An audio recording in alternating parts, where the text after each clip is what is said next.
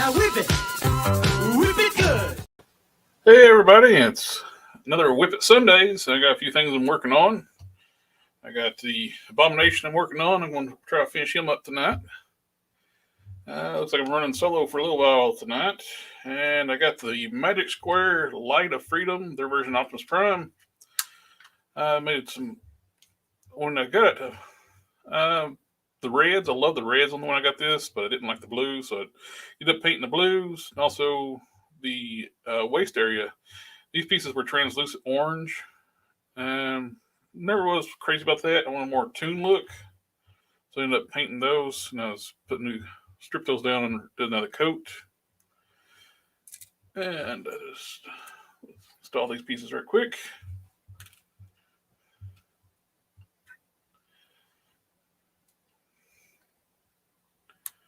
And this one I need to touch up. Something looks like it touched it while the paint's wet, so I'm going to wait to put that one on later, but I like that look a lot better.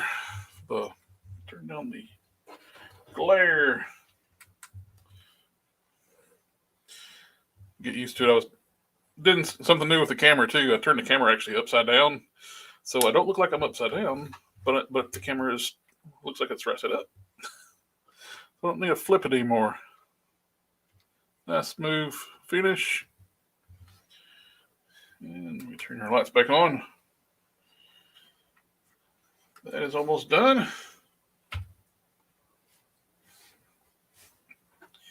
All right. We got Cream. Welcome. What's going on? Thank you for all joining that.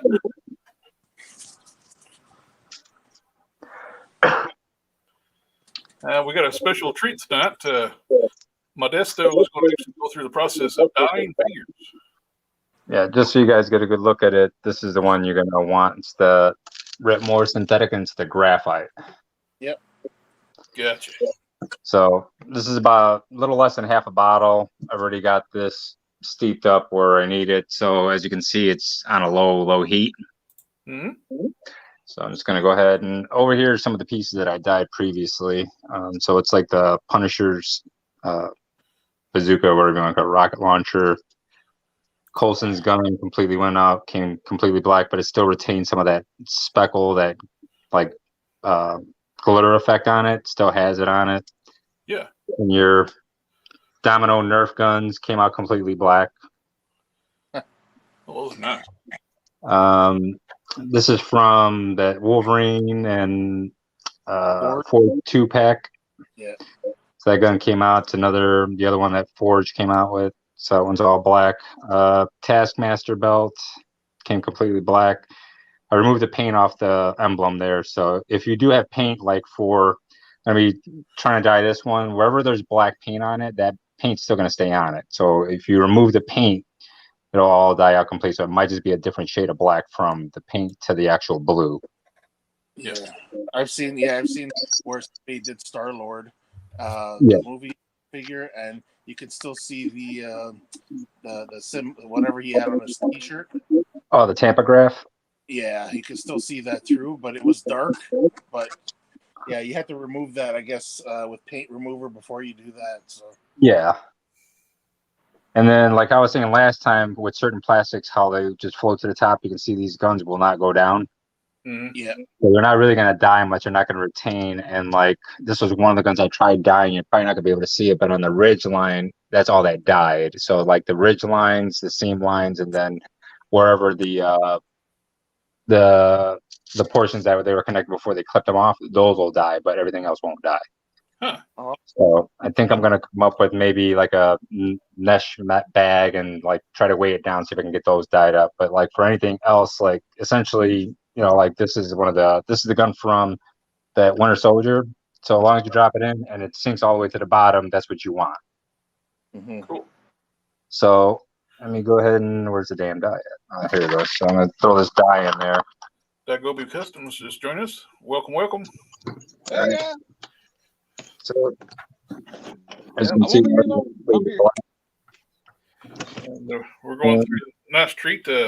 Modesto's going through the dyeing process of dyeing figures. Oh, sweet. So I'm doing this is the Wendigo. It's the other guy that new guy just came out. Zimu. Yeah, so this is his body, so I'm gonna dye it. So now a lot of times they're not gonna go all the way down, so I'm just gonna have to weigh him down, but it'll dye. And dropping the morph now. Just gonna throw them in whole. I said best way to do it is you got to take them apart. I just didn't feel like taking them apart, so I'm gonna throw them in there. But you are gonna have to flex all the hinges at the elbows, the knees, all the pin areas, the neck, because whatever you don't move, it's not gonna die. Oh. And then some more legs for the Silver Samurai will go in there. That white should dye pretty well, shouldn't it? Oh yeah. And even like with the Silver Samurai, I had to weigh it down with something because like the upper torso didn't want to stay all the way down, so I had to like reconnect it. So and I got some hands, some Punisher hands, and Daredevil arms, and the Blizzard head. Just drop those all in there. And another leg for this is actually a Wendigo leg, so drop that in there. Normally you want to use a bigger pot, but I don't have the bigger pot today. But as you can see, we are cooking figures in the pot. Yeah. I just throw them all in. As you can see, it's already discoloring. Oh yeah. Yep.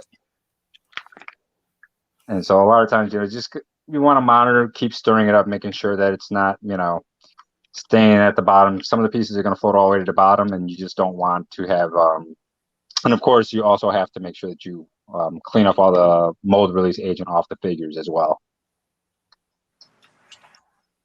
And then if you got super glue, like certain parts, like I dyed the Wild Child figure and that neck piece that was glued onto him, some of the glue, when they glued it, they put glue around the neck area and then like just above the chest area where they're putting it in. So all that area did not dye.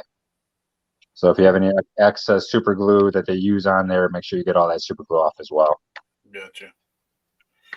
Yeah, they tend to. I've been running issues with figures here lately having excess glue. Yeah, it's been a big problem too lately. It's like excess glue, even more so than excess paint. Yep. Oh yeah, I got all kinds of defects. I got the latest batch of Thundercats Ultimates in this weekend, and I was just opening them up tonight, and whoo, I got some defects. How those wings working out for you? My Mum Ra had two lower legs, two left lower legs. Groom, they molded one of the hinges in crooked. So, and Tigra had all kinds of paint issues. Yeah, that paint was nasty. Like, wow, for a Super 7 figure. Somebody failed at QC. Well, apparently it's a factory they're not using anymore too. It's that they had issues with that factory, so they moved everything else to another factory. Okay. Yeah. So, like the really high demand characters, they left at the crappy factory. Seems like a legit idea. You can see the legs already starting to dye up pretty good. Oh wow. The torso is going to take a little bit more poking and prodding. I think it's just there's too much at the bottom because it won't. It's going to float a bit. I should have probably attached the leg to give it a little more weight, so I might do that later. But I'll just keep holding it down. It's pulling the color good though. Oh yeah, it's starting to hold. It's already like a purplish hue. May not look purple on your end, but it looks pretty purple here. Yeah, see how the softer, like the rubbery parts are taking faster, right? Oh yeah, they're taking faster. And then like, where's that morph figure? So as you can see, the yellow on the morph figure, everything is already completely done already. That's good, man. That's only been a few minutes. Yeah, and usually I'll do this process for a good hour and a half, 2 hours max out, depending on how the results come out. Now, have you seen it? You haven't seen any rub from it, have you? Like, it doesn't come off at all. When it's in there, it's in there. No, it's coming off. So long as, like I said last time, don't scuff up the figures. Wash them off with soap and water, but don't scuff them down with some sandpaper because it'll just for some reason every time you touch it or rub your finger against it, it's just like the dye comes off with it. It won't come completely off, but it'll get on your fingers and everything else. Okay. And what all colors have you tried? So far, just this one, but they do have about 8 to 10 colors. They got like a really cool royal blue that I want to try. Okay. They've got I've seen green, gray. hot pink, brown. They got a tan. They got quite a few. I thought someone took the McFarlane demon with the armored knight demon. Yeah. They dyed different pieces, different colors, and it turned out like his original colors, and it turned out beautiful. They did the skin tones, like I guess a brown or an orange or something like that to get the color better match to like where the demon should look. The armor in red and blue, and it. Who's that? Etrigan? The Etrigan, the demon. Yeah. I see. There's a silver samurai's leg. Oh, it already black. Yeah, there's that portion right there that's going to bronze up. That's where the paint's at. Yeah, it's the actual mold, plastic. The black and silver actually looks good together, though. It does. Yeah. Did you try out those archangel wings I sent you yet? I have not tried them out yet, but definitely gonna. I saw one on the back where you said like the paint kind of got a little rough on the back, and then gonna smooth that down and hit with another coat of silver. Yeah, I think what it was is like they put that styrofoam piece to protect the peg, but they put it on when the paint was still tacky. Well, styrofoam will end up melting paint too if it's on there too long. Okay, so maybe it was just from the process of them from point A to point B. I found that out in the moving process. Packing stuff up and packing peanuts around stuff. Yeah. So always, if you're going to box your loose figures up, put them in Ziploc bags first. Okay. Yeah. Man, that's amazing. Styrofoam eating at the paint. I've had carpet do that too. Just laying a figure on the carpet. Really? Yeah. What the hell? Like branded carpet. I was setting stuff on the shelves and like I had stuff laid on there. I let it sit overnight. I picked it up. I was like, what the?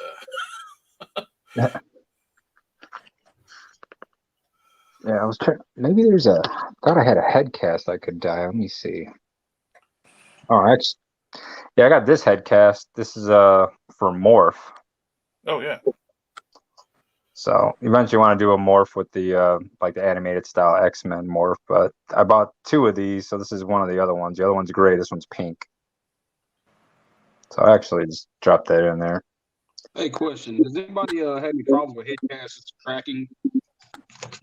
Never had that issue yet. Okay, I received one of a Superman, and it's got cracks all up and down it. Like they're not big. And I was trying to figure out how to repair them. Well, send me your address. I'll just send you another head. I did not make this one. It's cracked. I will. I finally made some really good castings of the what you call it, the Gary Frank style, like new Krypton style Superman head. It looks like a Christopher Reeves. The head that I put on Dom Superman. Yeah. Well, now, Jared, what I'm trying to con you into is a Hulk head for my Hulk figures. I gotta get back into like fixing up Hulk heads. Yeah. Yeah. So, what you guys think of that Baroness I cobbled together? I like it. Wow. It looked really good. Yeah. I think it turned out really good. Start flexing some of these joints on this thing here. Oh, hey, Jared, I had to make it different. I didn't get any of that. It was echo. I had to make it different. Something's going on with the audio. Is it everybody or just some people? Might be just me. How about Are now? you ready? Does anybody have the stream going on at the same time as like on YouTube as well as streaming? No. I don't. Okay. There's that morph figure right here. Oh. The echo's gone now. So we're the original black paint on it. It's very faint, but I mean, you can just see the lining, and then it's like a lighter shade of black. So that's the morph figure already, and we haven't even been at it. What, like 15 minutes? Oh yeah, that turned out great. Just a short amount of time. Yeah, and you can see. Well, I mean, the joints right here, they're all black. So, but I'm gonna flex it I don't know if you can see, there's blue in the joint. Yeah, I can see it. Yeah, so you're always gonna want to flex the joints, and then of course on his peg right there is yellow.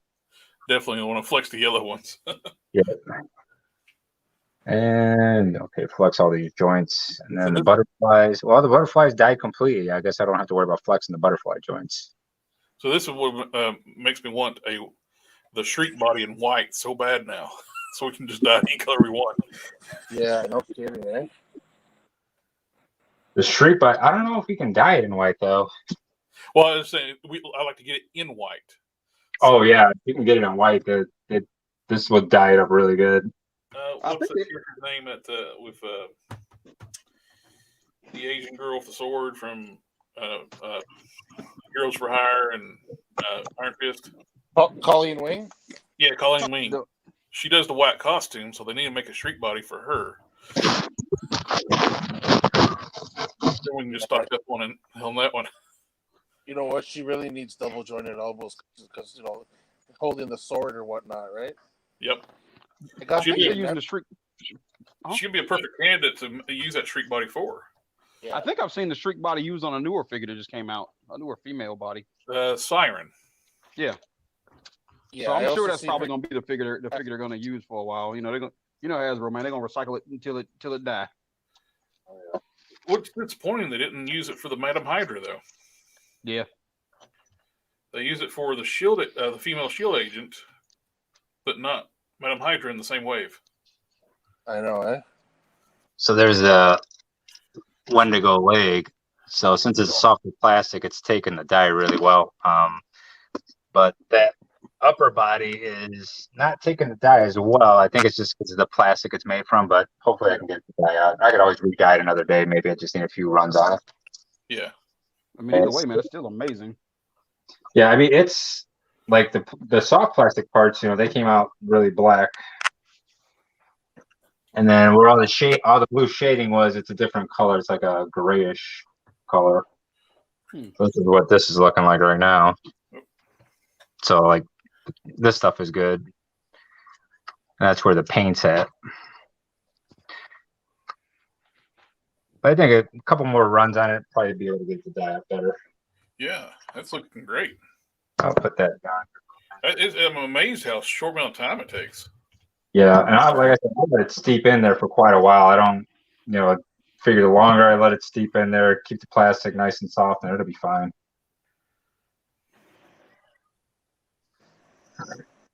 Yeah, so it's not a very tedious process. It's just, I probably should have stripped all the paint off the chest here because you can see it's like a different color right here than it is from here because this is more of that bronze color like I had with the Silver Samurai, but that came out darker because I dyed it for a few hours. So I think dyeing this for a few hours will probably get a bit of a darker coat on it as well.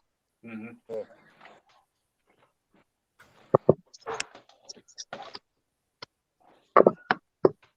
Oh, got dye everywhere. Again, thank you so much for showing us stuff. Oh no, that's not a problem. I mean, because it was one of those things I was kind of on the fence about it. Oh, here's that pink morph head cast I just put in there. It's already completely blacked out. Wow. Yeah. Oh, nice. Resin must take a dye really well. Yeah, the resins, they take it really, really well. Like this one was a pink one, so it came out, and it doesn't really have too much of that bronzing, but one of the other Wolverine head casts I put in there was a different color resin, and it had more of a bronze look to it. Let's see what else. See if we can pull any of the small parts up out of here. I see you wearing gloves. Yeah, this stuff, man, I've gotten it on my hands. It was not fun. So yeah, there's that Daredevil arm. You can see where I have to bend the hinge there, but there's the original paint. Mm-hmm. So I always want to strip that paint down. And all the pins are dyed inside as well. You know what though, like where the paint is there on that Daredevil, like the whole point, like I was thinking about doing this dye process is basically for the joints. Like as long as the joints don't rub, you can always paint that over that that area there in black, right? Or match up, like if even if you give it a quick coat of black paint afterwards, like I Yeah. think you worry about the joints rubbing, right? So Yeah, the joints aren't going to rub because I mean, essentially they're just getting dyed because the joints are made of that softer plastic. So once it heats up, it's just going to soak that stuff up, and there's not going to be any rub. exactly. So like I mean, even if you do got to give it a quick little coat of black afterwards, it really wouldn't matter. You don't have to worry about, as long as you don't have to worry about paint rub, you're good, right? Yeah, exactly. Because that's always the case is paint rub. I hate paint rub. Well, I just thought of something. That's the bad thing about with the street body. If they did it in white, did that body in white, the elbow joints and the knees will be hard plastic. Yep. So they'll take dye differently. So has anybody ever figured out how to take apart these finless joints? Nope. I haven't even attempted. I've seen a few people cut into them or pull them apart, and it's just like one solid piece. Yeah, Oh, so it's actually injection molded like that then. Yeah. They put the joint into the mold before they run the softer plastic, and then the softer plastic injected around it. Yep. Okay. So there's no way to take them out without cutting the stem, and it gets injected inside the piece. Okay. Well, White. This was the all white trigger finger hand. Oh, wow. It's already completely blacked out, and so yeah, have to turn the pin. So drop it back in there so I can dye out the rest of the side. This is actually going a lot faster than it did before. I'm shocked. And it's on live. It's on live YouTube too. Usually, when you're live, we mess up. Exactly. I was like, I'm gonna do this. I'm gonna be apologizing left and right. Jared, would you prefer a round? Since I gotta make, like I said, I had to make you a new one. So I've got two bases. One of them I'm partially done with. The other one, I've got the groundwork on it. Would you prefer a round base or a square base? If you, out here, I'll show it. If you look down here in my little corner, I don't know. Yeah. Wow, can you even see? You can't see mine, can you? Hold on a second. I'll put this back in. I'll show you real quick.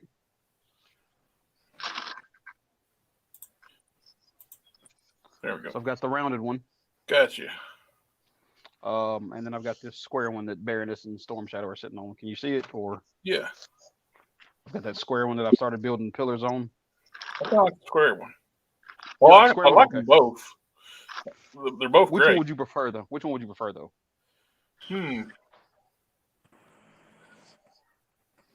That's a hard decision. They can both fit up to 3 figures. Well, actually, I think the round one can fit 3. The square one can fit 2 comfortably. 3 with some finagling. Let's go square. All right. Whee! Check that out here. Just so you guys can see, here's one of those I dyed last time. Yeah. So I'm gonna take the Exacto, I'm gonna scrape at it, and this is the Wild Child thing. So as you can see, hold on, I'm sorry, it's not coming off at all. No. Oh yeah, it's soaked right in there. Yeah, that goes right into the material. So exactly. For the softer plastics, it's gonna go right in. It's pretty much it's there. It's not going anywhere. The harder plastics probably a little bit have to be a little bit more careful with the harder plastics, like the body shell right here and these pieces, because they are harder. I think these are probably more PVC or ABT plastic. And where'd you pick that die up at, man? Is it Walmart or? I got it at Michael's. They sell it at Michael's. Select Walmart's do it. Blick Art Stores, Hobby Lobby, they all sell it. And it's got to be the synthetic. Yeah, it has to be the synthetic, and for the black, it has to be the graphite. Graphite, okay. Right, So, okay, gotcha. So Yeah, it's that's black. Yeah, because that's the black. Because they have another one. It's like a frost gray, which I kind of want to try as well. How much is a bottle? $5.49. I'll go pick up some tomorrow. just remember, it's got to be the dye more. Yeah, it has to be Rit Dymore. Yeah, synthetic. Rit Dymore synthetics. Okay. Yeah, because they have the same exact bottles, but it's if it doesn't have synthetic underneath the Dymore, don't get it. Okay. Because it won't work. That's just for like materials and stuff. Yeah, just fabrics, because this one does polyester, nylon, and then acrylics as well. But for some reason, it holds to the plastics as well, probably because it adheres to acrylic. Have you tried ABS plastic at all? No, not yet. Okay. Because I think so. Because I think most of the Marvel Legends are made out of PVC and ABT. Yeah. I know ABS is kind of funky. That's why I'm wondering, man. That stuff. I love working with ABS, but I don't know how that would work with that. Yeah, I mean, only one way to find out. True. Got an extra piece that stuff laying around, just go ahead and dump it in there. I've Oh, man, I've seen some guys use this same dye for like oh geez, one guy had a big tub. I forget what he was doing now. It was a big piece of plastic. I seen another guy do a remote control car, the frame. He Yep. just dumped it right in and he dyed it with this stuff. So I think those. Yeah, I'm thinking that it takes all different types of plastics, but again, it all depends on the process. If you're doing it long enough, like what Destel said, like if you do it long enough and you're doing the process right, it's got to be low heat for a long time. I have a feeling that it'll pretty much dye anything. Right. Yeah. Okay. Because I'll give that a shot. yeah, I'll show you the heat that I got it on. I mean, that's about as high as I keep the heat right there. Okay. It's basically like a simmer. Yeah. I mean, Oh, we lost him. My man's over here slow roasting figures. He got dropped.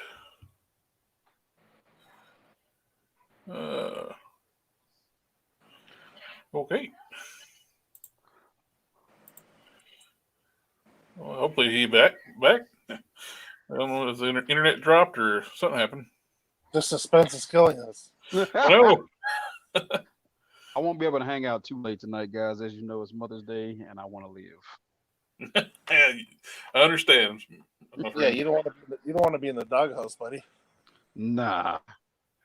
Here in oh, he's trying to get reconnected. Not yet. And Dagobi Customs thought I forgot about him.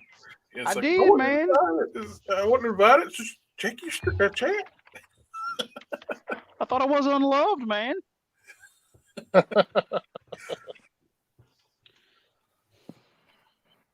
There's always love in the house, buddy. Yes, sir. I gotta finish this bearing this up. While we're waiting, because like I said, I ain't got too much time. Can you see her? Yeah, man. You know what? I like exactly what you said yesterday. You got tired of waiting, and I know exactly what you mean. Oh yeah. Yeah. You got the next release of her is going to be the Walmart exclusive one, and good luck finding that. Yeah, I was lucky enough to get the pre-order on for the retro card Walmart one. Mm-hmm. He's having issues connecting. I got tired of Storm Shadow too, the white one. So I got a shirtless Storm Shadow for right now made. Oh, he's coming. We got 2 versions of him coming. Yep. That's what's up. So I guess I'll paint him red and make him a generic ninja then. There you go. Oh, dye him. Take the arms off. Oh, yeah, you're right. And dye the torso. The red Rashikage. Correct, sir. Thank you. That one's got butterfly joints, don't it? It does, yeah. It's the what is it? Not Shang. Yeah, Shang-Chi, the original Shang-Chi body. Well, you can pop those arms out and dye the torso whatever color you want. Okay, yeah, because I took the Shang-Chi body and I mounted it with the these the movie Mandarin's legs. Yeah. Okay. And then I've got the movie Storm Shadow's head, movie Storm Shadow's hands. But I've got interchangeable hands that I've done. But I did notice something about this thing. So it has the cut where the boot should be for boot cut to turn, but they put a square peg in there for some reason. Square peg. Look. That is weird. So you can't turn the boot. What? Yeah. That is. See? It's a. He has the boot cut. What's the purpose of having that then? I don't know. So I don't know what to do. So I'm thinking about grinding it off and putting a screw through it. What you could do is take a. Oh, he's freezing up too. You're freezing up too. What's going on with the internet? Who, me or Hulk Smash? You did for a second. Huh. Because the internet's like not wanting to behave in that. I guess not. There we go. And the Baroness recipe is not that hard either. We gotta get Hulk Smash working on stuff. He can't just sit here and chill out with us and I know, man. not be working on stuff. All I see Excuse me, is I'm dark. enjoying the show. I see nothing but darkness, man. I want to see this guy. I hear him. I've never seen him. You got my Facebook. You can see my ugly mug anytime you want. Wow. I'm sitting here trying to figure out how to make the guest be the big picture. I can do solo layouts, picture layout. I need to take some time to learn StreamYard. Oh, by the way, I did get my Instagram up and running. That ain't loaded much to it yet. Oh, nice. I took that awesome picture you made me, and it is my face for right now. Man, I hate to. He can't get booted back in. We saw you trying to reconnect, and it just kept not wanting to connect back to us. I had an issue with a mobile connecting to StreamYard one time. I know it's like cliche, but I rebooted my mobile device, and then I was able to get back in the StreamYard. So that might help you, Modesto. We'll be watching for you. Oh, you want to try to get back in? Yeah, give it a minute. Probably try again in a bit. It'll probably happen. Now I can do my little rant on Super 7. Uh-oh. I got my Mumra, Groom, Tigra, and Palmyra in this weekend. My Groom, and I opened him up first. I've seen people were having issues with him, and I had something, and with mine, I haven't seen anybody else have. They installed when they were doing the pinless joints, they didn't have the pin lined up right when they injected molded the rest of the leg. So that is crooked as all get out. I actually had to trim this material out just to even get the joint to move. Dang. And it's still, it's, I don't know if you can see, I'm trying to turn, it is crooked as all get out. I contacted Big Bad Toy Store, see if I can get a replacement leg or what. And even bigger disappointment, one of the things I was looking for more than anything, Mumra. The ever living. 2 left lower legs. Wow. How'd that get past QC? You can see the L on both legs. I was sitting there, as soon as I took out the package, that's got 2 left lower legs. Because the curve kicks out instead of in on the shin. You can see the curve here. And it's like, what the hell? I'll tell you exactly how that happened. You see how the feet are the correct. You got at least the feet are correct there, right? Yeah, they You know got they got left right feet. Yeah, it was the end of a day, and the person was putting that last figure together, and they realized that they ran out of the right lower leg part, but they did have the right foot, and they just said, you know what, forget it, just put on the left one, put on the right foot, and then call it a day. That's exactly what happened. Hey, Kenny Potter. Oh, thank you much. I loved how that Sergeant Slaughter turned out too. And I'm actually glad we're actually making another one, a official Slaughter too, because I got so many questions. People want me to make them Sergeant Slaughters. It's like heavy artillery Slaughters are not easy to come by. I just happened to order 2 when I ordered mine.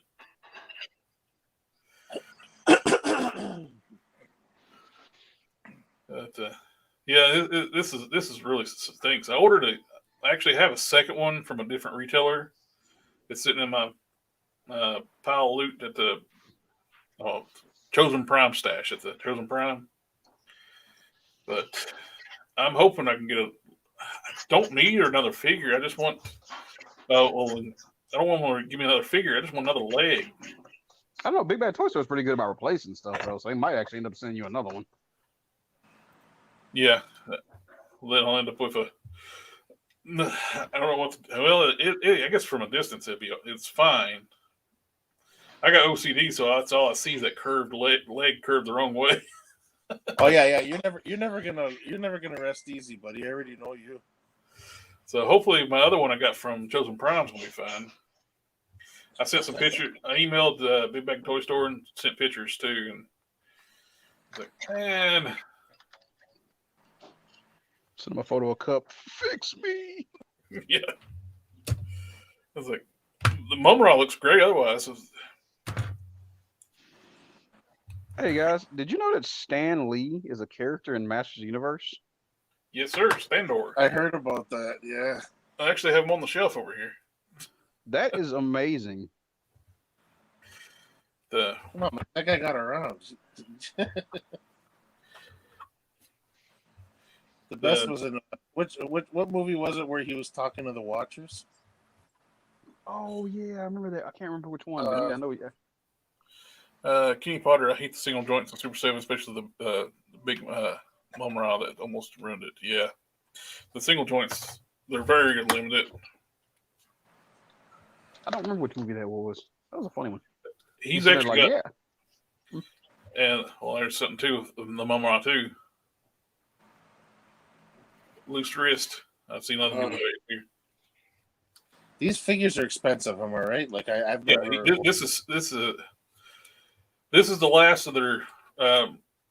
They've did a price increase since these came out. Pre-orders for these. These were Mumra was 60. The other figures were 45. Now they're 55 standard figures.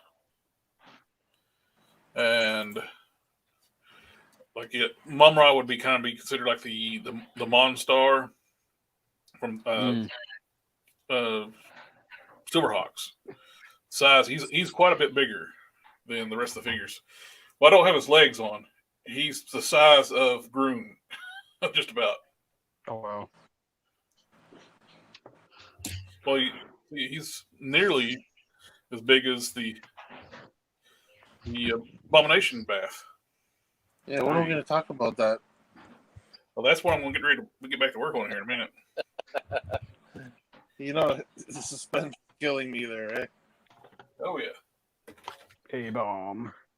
I don't have much left on the Abomination. I got paint the claws on the left hand, the spikes, and the spikes and the claws on the left leg. Let's go ahead and just pop that off. I did the paint the trunks blue, 2 different shades of blue. I did dry brush and dark blue, then a little bit brighter blue, but both of them are still a darker blue. I painted the buckles a shinier black. I left the straps on the belt the regular color, which works out great. Detailed the head sculpt. I keep wanting to turn it upside down when I keep forgetting I fix the camera where I'm right side up now. And yeah, I'm on the Desto still trying to connect. Got the head painted up. That's the head casting. I started paint last week and it's just wasn't taking paint well, so I had to prime it up. And I used greens. These are pretty close when they dry. It's a Tester's dark green. It's like a military style green. Oh, we lost a Dakobi. We're losing everybody tonight.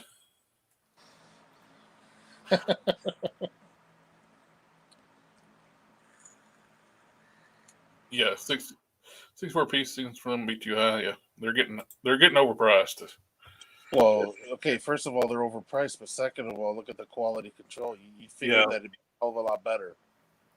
Well, when they change factories, the new factory is a lot better. Because the Sly figure was good. Yeah. And What other figure was? I've opened up Monkey, and I've heard he's really good. I got him over there. I need to check him.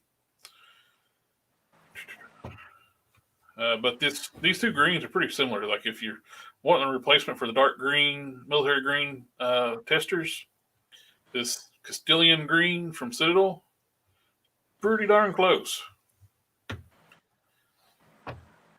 But you look at the bottles. Well, this looks a lot darker. The testers always dries darker than what comes out. Yeah. That's one thing about Citadel. It pretty well dries the color you see in the bottle. Well, we were talking last week about. Well, we've been talking a couple of weeks now about washes and dry brushing. Mm-hmm. And I know last week you mentioned the only problem with that is whatever the last bits of these testers paints that you got, you don't really want to waste too much, and dry brush does waste paint, right? Yeah, dry brush does waste a lot of paint. See, I know you use, like the testers and whatnot, but have you ever tried dry brushing with the cheaper craft paints? I haven't tried with the craft paints. I did use some of that. Is there a difference between Tester's paints and Model Masters brand? Well, the Model Masters is and their regular acrylics, they're similar in paint. Just you get the bigger bottles with the Model Masters, of course. Model Masters is no more. Rust-Oleum hates testers for some reason, yet they bought the company and doing their best to shut down everything with testers. But the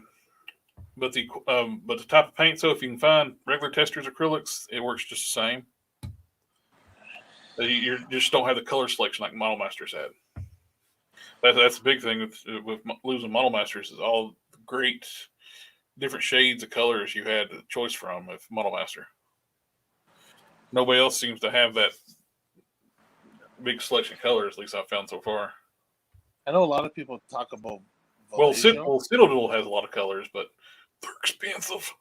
Yeah. But yeah, a lot of people talk about Vallejo as well. Mm-hmm. I don't know. I've never used it, but a lot of people talk like highly about that. Have you ever used Vallejo? I have. I own the Sergeant Slaughter. It's the skin tones. I bought their skin tone variety pack. I was able to match the skin tones for that. Mm-hmm. But I was talking about the cheaper craft paints. There he is back. Yeah, sorry, man. I had to run for a sec. Oh no! I was worried. Where are you? Somebody might have killed you on here on Mother's Day. Oh no! I'm good. Like I said, I had to run for just a second. So yeah, like the at least if you use the cheaper stuff for dry brushing, you don't have to worry about wasting too much. That's a good idea. I got some upstairs. I bought some for a project I was working on. Yeah. I did that custom. What do you call those things? Funko Pops. I made that cute dragon for a lady I work with for her sister for a present. Yeah. And I used it. I watered it down and used it in my airbrush to get a nice even coat. And it turned out really nice. Yeah, and I use it especially for dry brushing, and you know what? It has never ever given me a problem. That's definitely worth checking out because it's inexpensive too. No, which one is that? Yeah, it's like $1. Any those dollar, you can buy them at dollar stores. You can buy them at Walmart. Just cheap acrylic paints for dry brushing. They're like a little squirt bottle. You got to thin them down. You put their. Yeah, I use a little bit of water and alcohol to thin mine so it'll dry faster. Because if not, sometimes I got some that it takes all day to dry. Hey, welcome back, sir. Man, I don't know, the link on Instagram, for some reason, it was like the browser won't let your mic and camera go to your settings. I went to my settings, everything was fine. So through here, it worked better for some reason. It's technology. Yeah, so this is all the stuff that came out so far. So that's the morph body. Oh, wow. And there's the leg for Wendigo. me see. Rotate that pin. Yeah, so I was thinking it's like I was needing one of those bodies. I was thinking like I need one of those bodies in all black. Okay, now I can't remember why I needed it. yeah. Well, the upper body you'd have to paint like that, so you have to match up the paint to the die. But I mean, on the average, I mean, it wouldn't be hard. Use a flat black and it should be fine. Yeah. And there's those hands for can't remember. It's one of those snake guys. The purple and yellow guy came with one of the waves. Can't remember. What's his name? Is that Constrictor? Cottonmouth. Yeah, Cottonmouth. Yeah. And then here's that foot for the one to go. And as you can see right here, it's a little bit bluer. That's where that powder blue was on it. So since I didn't take the paint off, it's still going to come up. But I mean, you could just go over that with some paint and knock it out. So I'm going to try doing this thing again. I'm going to let it steep in there a little bit longer, see how much darker I can get it or not. Cool. Even if you get that what's it called, that spatula, that spoon there, just to hold it down under the water. Yeah, I might even connect the damn leg to it and see if that'll hold it down. Because I mean, the harder plastics always die a little bit differently, but we'll see how it goes. So there you go. Hopefully that dies up pretty good here soon. So you guys have any questions on this or no? No. Actually, I just had one. Basically, there was more water in the pot than dye, right? Yeah, because I had the water about almost a half an inch off the top, and then there was about a bottle left of this, and I use about half of what was in here, so I only use a half a bottle, so it doesn't take a whole lot to dye stuff. So I guess it's safe to say about 75% water, 25% dye, or less. Yeah, you could do 75-25 or 70-30. I'd say I did about 75-25 on this run. Yeah, because I know some people were saying do 50-50, and I'm thinking that's a lot of dye for like. It's a lot of dye, and I mean a little bit of this stuff goes a long way. That's what I'm saying. Yeah. I mean, what we were talking about. That's a good idea too. Like what you prepped your station too, put the aluminum foil down and everything, keep from getting it all over your countertop. Yeah, I got yelled at by the missus last time. I got a couple of speckles. I missed it, and they dyed up the counter. Oh boy! And just like that, he was never heard from again. Hey, Luckily, I made up for it. Jared, remember that GIF I sent? That GIF I sent you about that? Can't remember. I said I want to use the dye, but I want to get maybe like a hot plate to do it in another area of the house. Oh like yeah. Maybe the garage or the basement. I said because if I get any dye on the stove or counter, and then I sent you. You remember those African guys? Oh, the dancing guys. Funeral dance, yeah. Carrying the coffin. I go, that'll be me. Yeah. Yeah, I would recommend trying to find a station where you're not going to impede and get the little lady mad. Oh, that's why I was saying I'm probably gonna invest in like a hot plate for like $20 at Walmart or Amazon. Yeah, you know, to plug it in anywhere. If you want to do it in the garage, as long as you got an outlet, you're good. and here's that blizzard head, so you can see where it still has the blue paint or the white paint that was on top of it. Yeah. So that actually would have came out pretty cool, but I had already scuffed it up like previously because I was going to do something with it and I never did it. So if it would have had all the initial paint on, it would have actually been pretty cool looking. I'm just going to throw these in some water, get the rest of the dye out of them, whatever residues in the joints. Yeah, so you could just soak that in water, right? You don't have to worry about soap and water after that. No, I just soak them in water just that way and just flex the joints a little bit. So if there's any more dye in there, it just kind of gets out and goes into the water. The water's already starting to tinge up a little bit. Yeah, it doesn't end up dripping somewhere else, like on your clothes or whatnot. Yeah, clothes, counter, anywhere. Don't want to go in anywhere. All right, sit there for a second. So I'm gonna see once maybe I can find like some fodder for like a white figure. See if I can do a red one. Yeah. I know the different colors. I've seen a guy use a couple different colors in a video. So yeah, see that dye that you have in the pot there. I've seen people talk about they'll end up putting it in a bottle once it's cooled off in a jar, Yeah. And then they'll end up just using that and not even diluting because it's actually just straight up ready to use, right? Because you've already added the water to the dye, so Right. or the dye. And then, you know, every now and again, you may just have to add a little bit more water to it, just because, you know, it's all the water's going to boil down eventually. Mm-hmm. It's coming out a little bit darker. All right, just put that on it. Hopefully, it helps dye it up.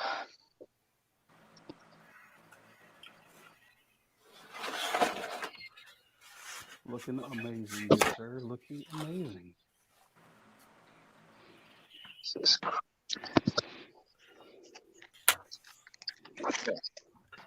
gentlemen, what figure you guys looking forward to the most? Well, I was looking forward to my Mumra, but having two left legs. Leave it in the past, Jared. Leave it in the past, buddy. It's over with. We've gone too far. I'm actually looking forward to Storm Shadow. Yeah, the Storm. Yeah. The the new Sergeant Slaughter, the actual official one. Yeah, I just saw that. And the retro carded Gung Ho. I like the looks of it. Now, wasn't the Storm Shadow supposed to be out already? He No. he showed up some places. I think the official release date is July, but some places got early shipments.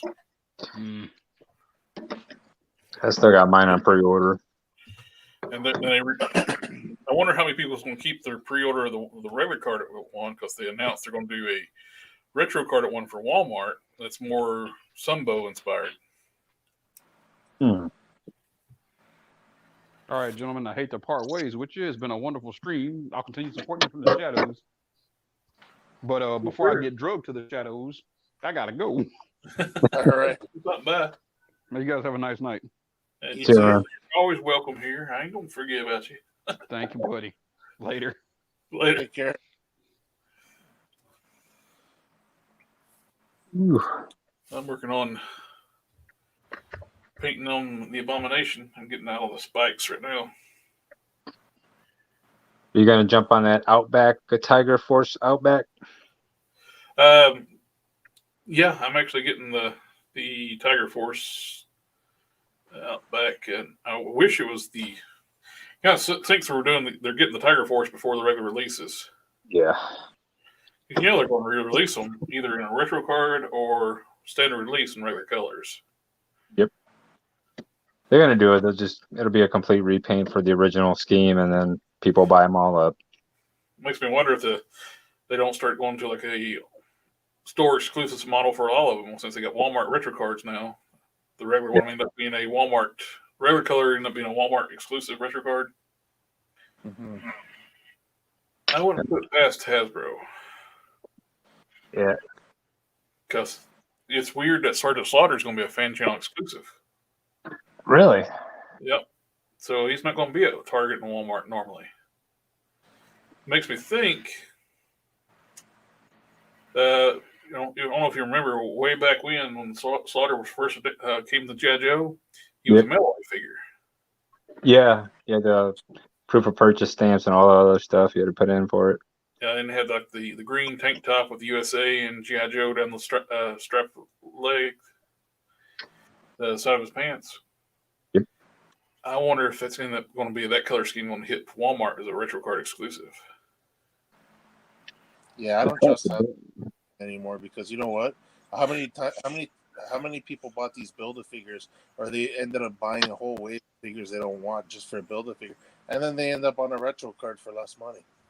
Yeah. Oh, I mean, it's so frustrating, right? I personally, if they give us more accessories, and I have no problem them dropping the Build-A-Figure thing out of the waves, as long as it gives us more hands and maybe some effects pieces. Yeah. Just drop the whole Build-A-Figure and just release the Build-A-Figure as a deluxe figure. It'd make more sense just to go deluxe, and just like you said, more accessories. It would make way more sense instead of just buying a bunch of figures that we don't need. Well, that's the whole thing. They want you to spend the money, right? How many of us don't collect some of us don't collect the MCU, some of us don't collect the comic book, Yeah. and they're all mixed anymore. Yeah, I'm strictly comic book on the X-Men side. That's all I really collect. That's like 95% of my collection. But I think the only wave that I really didn't care for was the one that came with the damn, what's that big guy? Professor X and Magneto combo. Oh, Onslaught. Onslaught. Yeah, the Onslaught wave was terrible. Yeah. Well, there was barely any. It wasn't even X-Men in that way, right? I think there was Kitty Pryde. Well, she came with she came in later wave. She yeah. came with the extra head to make Onslaught. Yeah, I don't think there was any because it was originally called in America, and it was what's her name, Agent Carter, the white one, Agent 13. Yeah, Sharon Carter. Yeah. Oh, it froze up. Oh, hello. I'll just put my.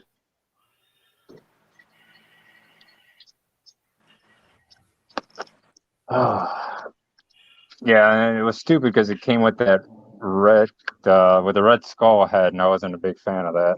Yeah, that's one that in the comics they killed off the Xavier, and the Red Skull like took his brain or something other and got his powers. Yeah. That's what I'm saying. Like, you released Onslaught, but it wasn't even supposed to be Onslaught. It was supposed to be Red Skull's version of Onslaught. So they didn't have no.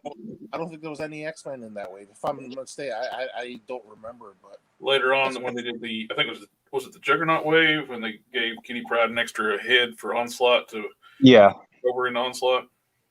Yep. Well, you figure, right? How many people wanted that Onslaught the first time around with Toy Biz? They wanted this version of him, not the one that Toy Biz gave us. Right? Oh, the Beetle version. Yeah, that was another form of his. But what I'm saying though is like, so you finally, after all these years, you release the Onslaught that people wanted, and you make it Red Skull. Yeah.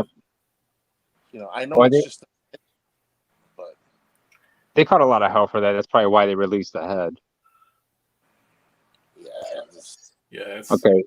Yeah, so it's Captain America, Agent Carter, Mockingbird, Taskmaster, that Snake guy again, the Whirlwind, and Scourge. So it's an Avengers wave with the Avengers villains. Yeah. So, like, I mean, I guess because of Red Skull, but yeah, I only kept the two guys. I only kept Taskmaster because I liked him, and then Scourge because he used to be that one guy that used to look like Wolverine but had the Daredevil style costume.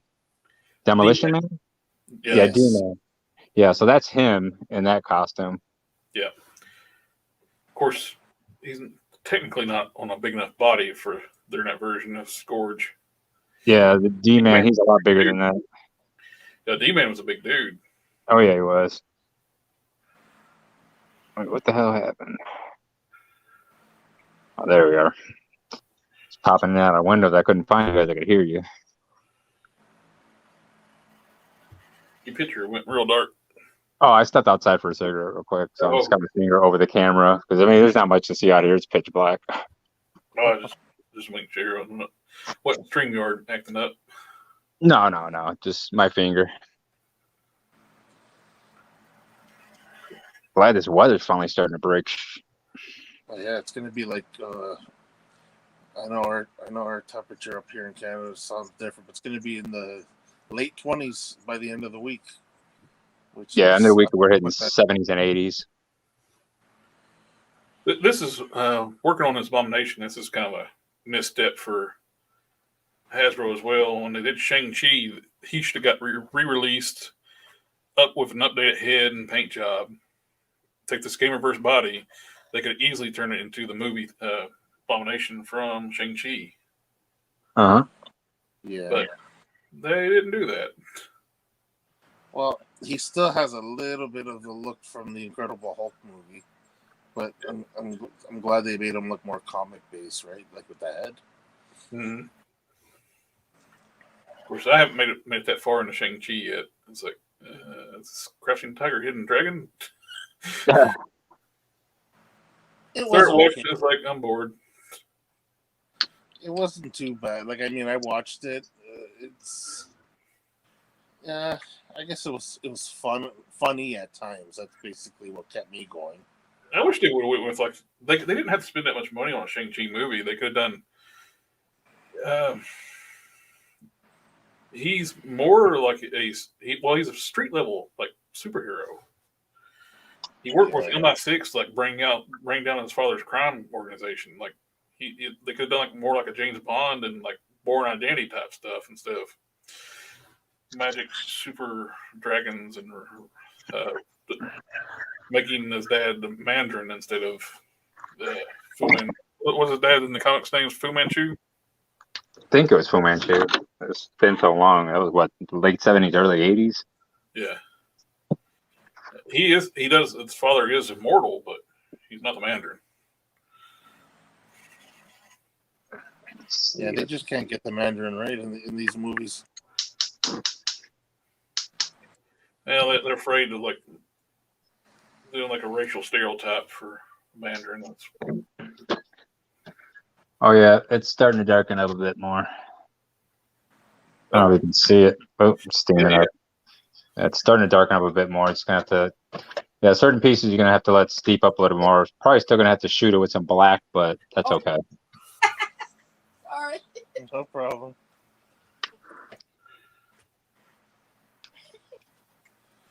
These are all done here. Yeah, those things took nicely. Oh yeah.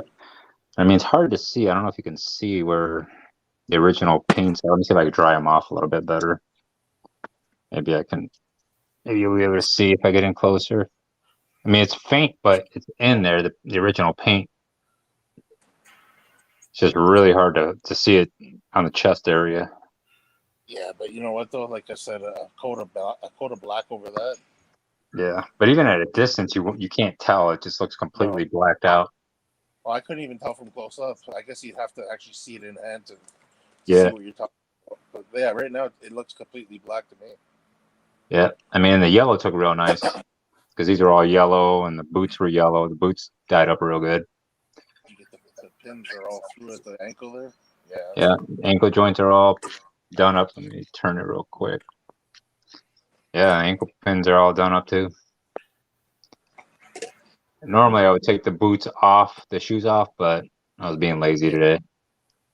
Well, there's a little yellow right there, but I could always just dump that back in the pot.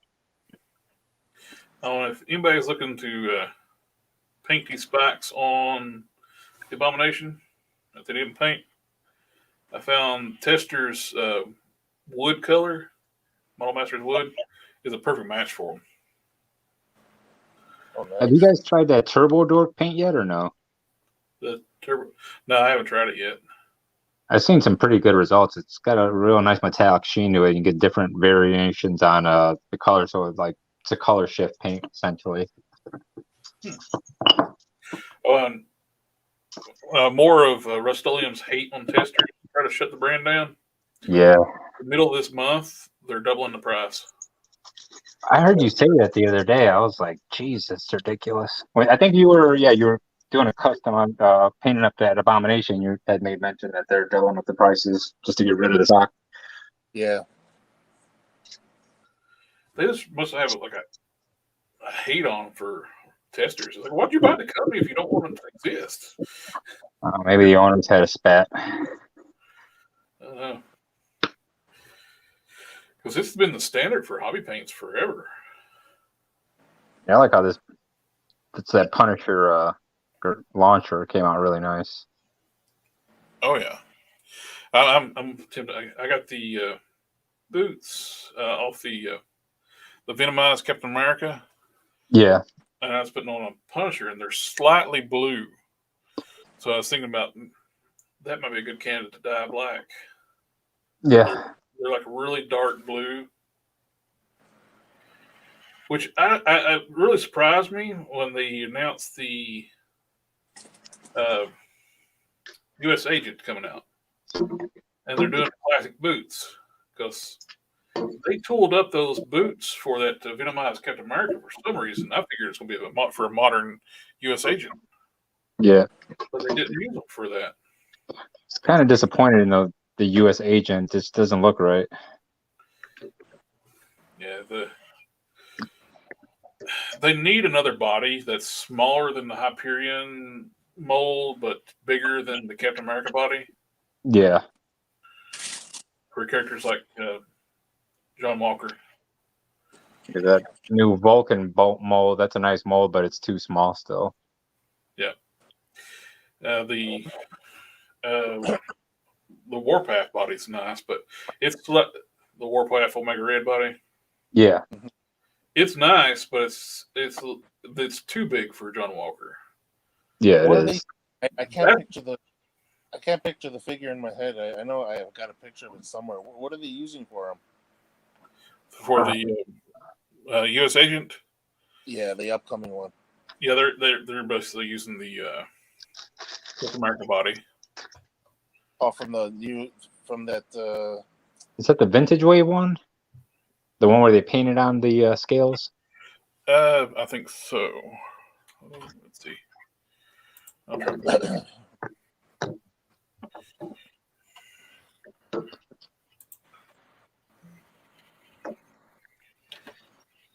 pull it up on here.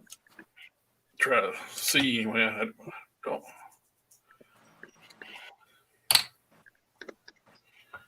I did not think to bring my glasses downstairs, and my regular glasses for distance. I stare at my screen there I keep it fucking my laptop far away so I don't get paint and stuff on it.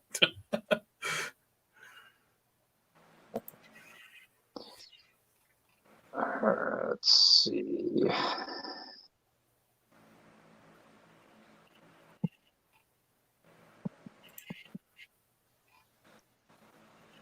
Where are you at? There you are. And we'll share screen.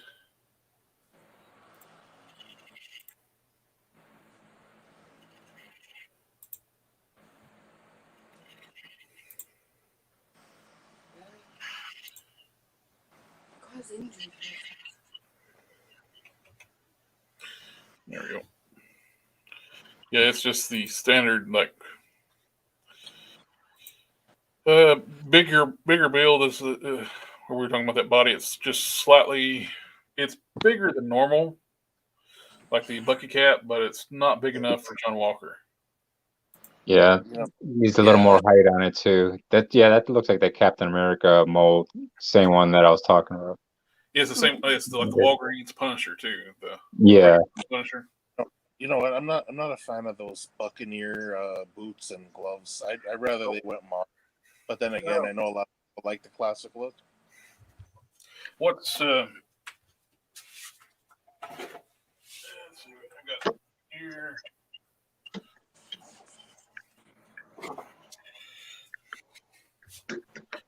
What sucks?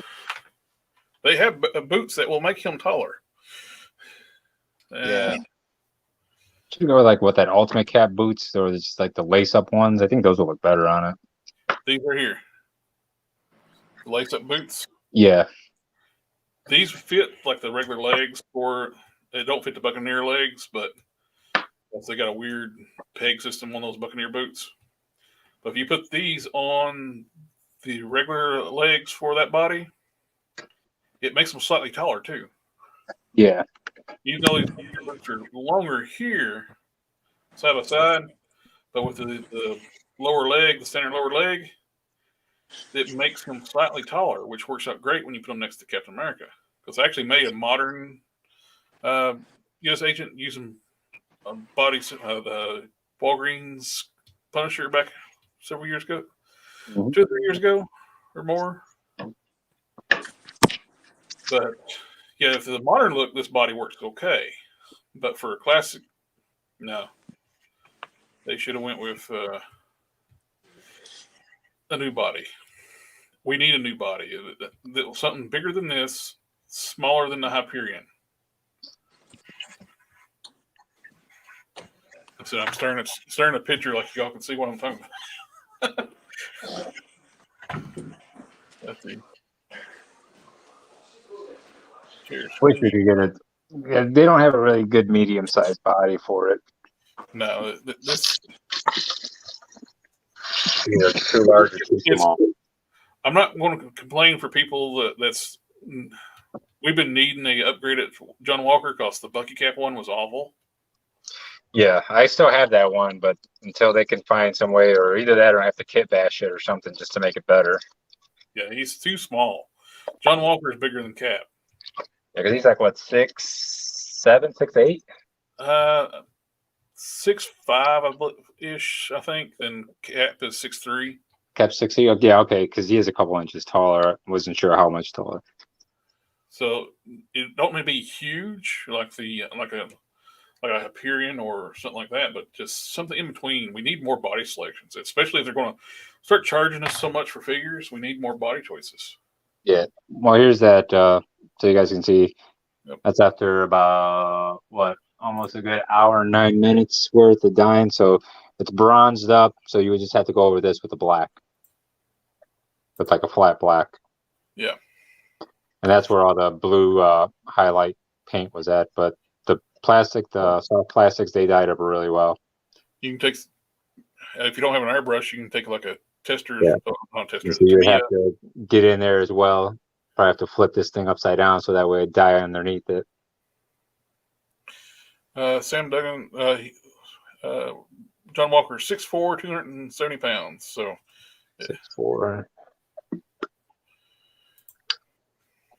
Yeah, but considering it's not too bad, you can just go over this with some black paint. Mm-hmm. Grab some Tamiya lacquer and a rattle can if you don't have an airbrush. Yep. Spritz it and good to go. Oh, yeah. Well, they're not all going to be winners, but, you know, at least you can get it on a darker base, and that way you can just work with what you got. Very cool. That's all of the pieces. You know what I'm wondering, though? Huh? I'm wondering if you were to go over the blue highlighted area with like an acetone or like the paint remover. I'm wondering if that would help the dyeing process. You mean after or prior? Before, yeah. Oh, yeah, I'm pretty sure it would. Or that stuff that he uses all the time that Jared uses, that Super Clean, whatever it is. Yeah. Yeah, I'm pretty sure if you strip it down, you won't have any problems because you just get it down to the plastic itself, and it'll make it easier for the dyeing process. Yeah, this stuff right here too, the Winsor Newton. Oh, that stuff, yeah. Yeah. But all in all, it's not too bad. No, not at all. A little bit of paint and it's good. Yeah, because like on this one, you can see where I was shaving down the seam line straight down there, and you can see the paint's not there. So it dyed right through, as well as right there, you can see it. Mm-hmm. But yeah, I mean, we're only, it's 9:12. We started at about 8, so that's not too bad. It's only an hour process, and normally I take a 2-3 hour process on this stuff, and this stuff dyed up a lot faster than it normally would. Now, this is something I found. It's kind of a must when working with Tamiya paints. Get you some Tamiya thinner. It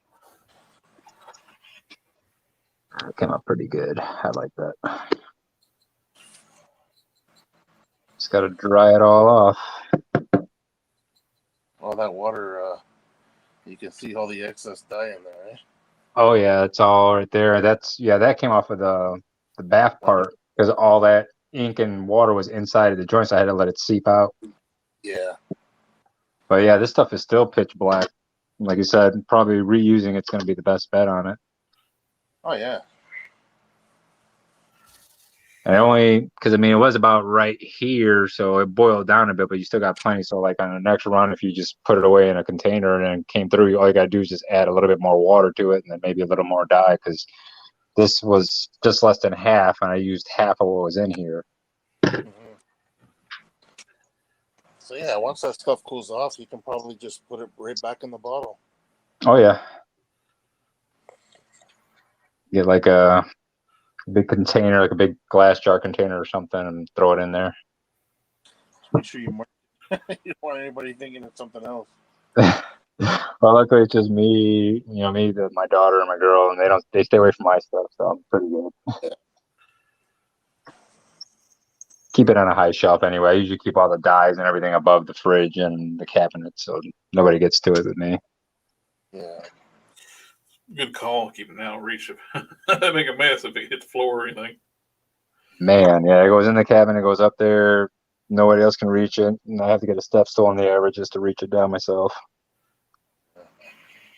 Okay, I'm 6'2", so I can reach through about anything. So Yeah. I got tickled. I was on a collector group. Somebody found 2 figures they were looking for. They were on the top shelf, and he's complaining because I couldn't reach them. I was like, why? See, here's one of those guns where it just died, like right here at the seam. That's the only thing that died on this gun when I had it in the water. So these are one of those that float to the very top. It's only that little. It is. I think it's just dependent on the plastic. Is like I said, you just want to do a float test. Drop it in some regular water. If it sinks to the bottom, you should be good. But like with the bath part pieces, it's not a bad idea to actually keep the legs connected to it. That way it weighs it down a bit more. Well, those things are going to be floating because they're hollow on the inside, right? So the air is always going to make it float. So. Yeah, so they'll float because even with the Silver Samurai, it was floating the torso piece, and then I connected the torso to the lower abdomen, and then it stayed down. Yeah. Yeah, Jared. Yeah. You see what you're doing right now with the claws. Yesterday, you sent me a picture of the was it the right foot, and it had just the black paint on it. It looks good with just the shiny black too, eh? Yeah. It doesn't look good, but I know after you added the bone color detail, it looks amazing with the black seeping behind it. But they look good soft cool. black too. Yeah, it looks cool in black. I would debate about leaving them black. I thought, well, I like how this wood color matches the bones spikes pretty well. That's exactly it. Yeah. So I figured just go ahead, make it kind of gives it like a kind of nod to both of the previous baths too, because the SDC one has the bone colored claws, and the bath has black claws. Yeah. So I got both on this one. I know, but I like what you did though. I saw with the claw how you left like it almost looks like black.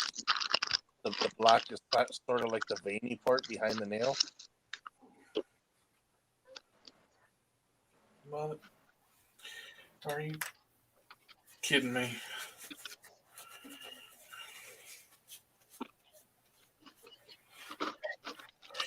I did something stupid. What happened? I laid this over there, on top of this, and it had like brush cleaner on it. I got a little bit of paper towel stuck to the chest. I lost some of the paint on the chest. Crap. Is it fixable? Yeah, it's fixable. I got to dry brush some more on it. Use up some more of my precious paint.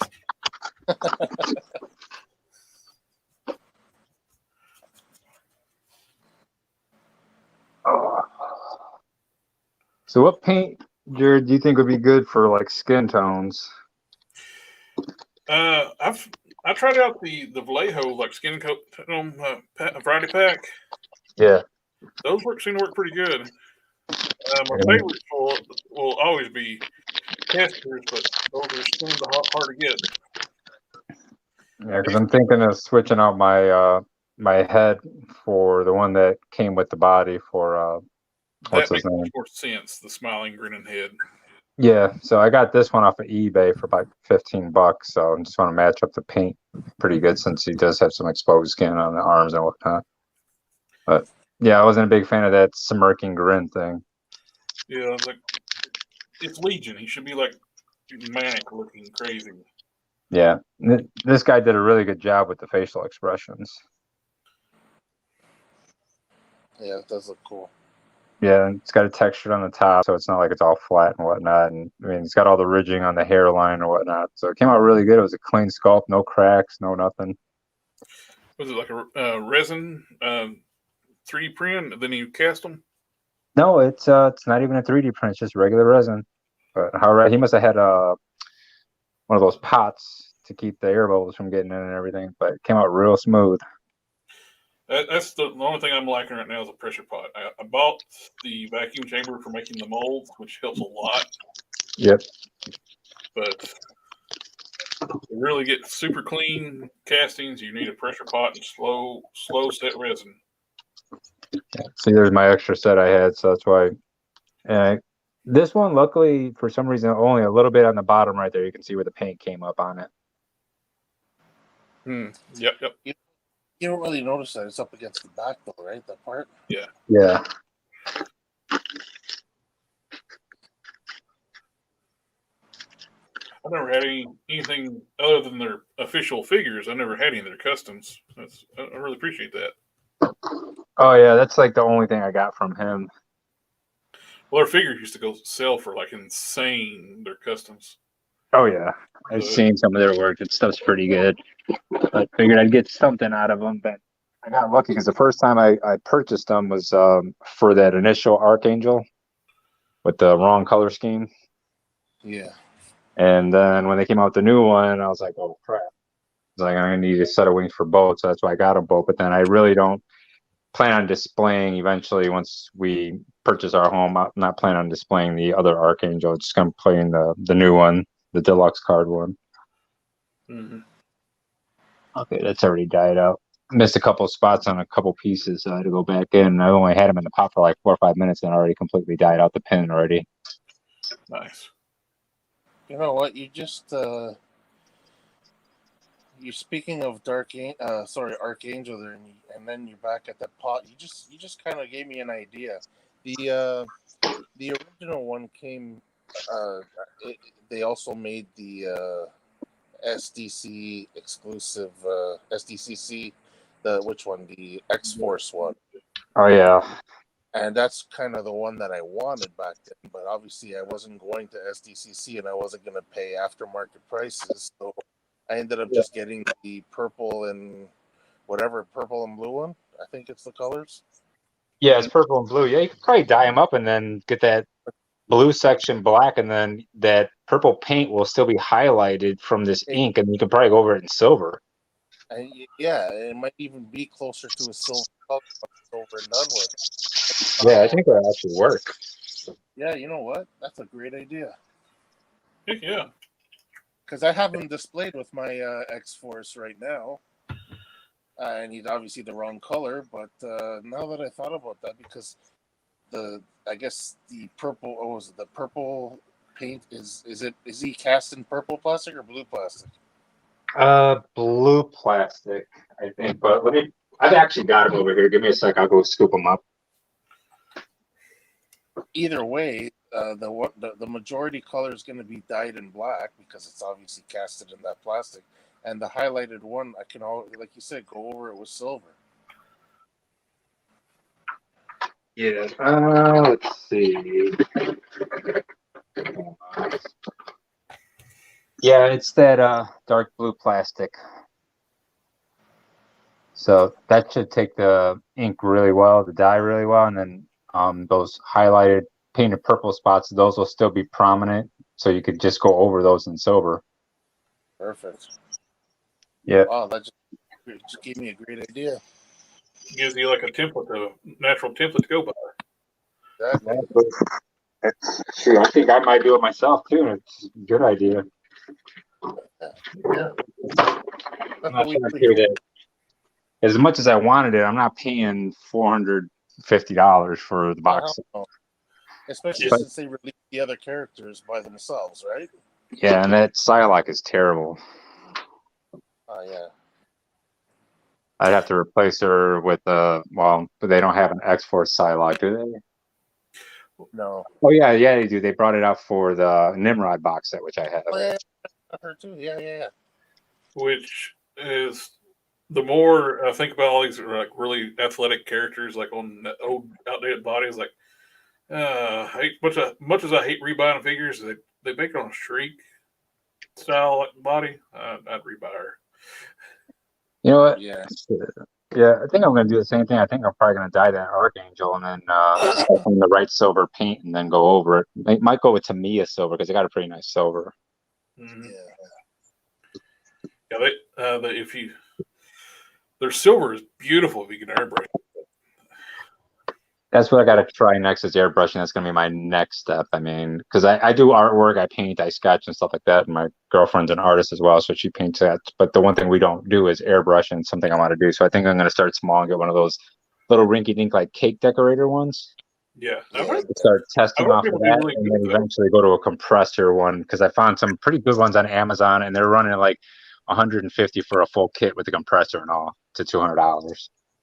A friend of mine hooked me up with his old airbrush he bought when he was young, and it's an older one. It don't have like the pressure regulator on the compressor, and it's like so I bought a regulator. Just I need to install it and upgrade it because without it, it don't really put enough pressure out. Even pressure, it don't have like the storage tank either. It's just a straight up compressor, so it needs that little regulator. Right. But I'm pretty sure you could buy the pieces and just slap them on probably and mod it. it works good though. It's like definitely it's so much better than trying to. I've brush painted everything so much, and it's like, but when you get to do like airbrushing, so much cleaner. Fast Freddy is like his stuff is amazing. What was that? Another customizer, Fast Freddy. I And have to check them out. his paintwork is just phenomenal. He's like a pioneer in the industry. Oh, okay. Yeah, He makes like custom motorcycles and stuff too. Okay. Stuff. And he does like photorealistic like airbrushing. Like, did you see his Conan? yes, that thing was awesome. I got a little sneak of his next project. So what's he going to work on next? Lou Ferrigno Hulk. Oh, nice. I just saw the outline of it. Oh wow, it's. Oh yeah, I remember if you said that. I remember that seeing that outline now. I couldn't remember who did it. It was Freddy.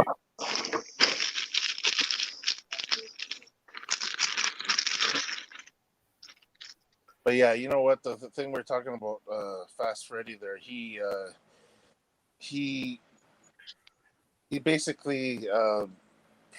I guess a lot of people who are customizing now saw his, like everyone sort of like guys who've been into it for a little while now, like me and Jared, like we kind of like had those guys as role models when it comes to this. You know what I mean? It's like we saw their work, and it was the time I saw these guys posting customs, it made me want to customize. You know what I mean? So it's like, right. Maybe it was you know, I think it was. I have to say it was Glenn Webb. Mm-hmm. You know, once I started watching his stuff, and I was like, there's so many cool things you can do with these figures. So then I was like, I used to do modeling with clay and stuff back in the day when I was in high school and art class and stuff, but I never really got into it heavy. And I was like, well, I've got the ability to do it. Let me just try it out. And I started doing it. And I even did a custom of myself. Oh, cool. And it was a quick, easy thing. I took the Colson body because since I used to work at the Art Institute of Chicago for 7 years as the security site manager. So I was like always in a suit. So then I took the Colson head, shaved the hair down, put a beard on him. So then I just created my own custom. oh, cool. Yeah. Just and this is all milliput. Oh, very cool. Yeah, so I just got to take this off and just repaint it like red or black or something. I'm not a big fan of the blue. I did one of myself too, like based off of my wedding pictures. Yeah, and this is off of my work pictures, which should add some gray on there now since I'm starting to gray up pretty good. And then excuse to do some dry brushing. Yeah, did this Dakin, but it's just a Wolverine body. But I painted up all the tattoos on the arm and then put the Wolverine claws from that Love Triangle pack. Yeah. Mhm. But hopefully get another body because I'm hoping they issue out a new body for Dakin because like they're drawing them really big in the comics now over on Krakoa Island. Oh, is he around? Is he around again in the comics?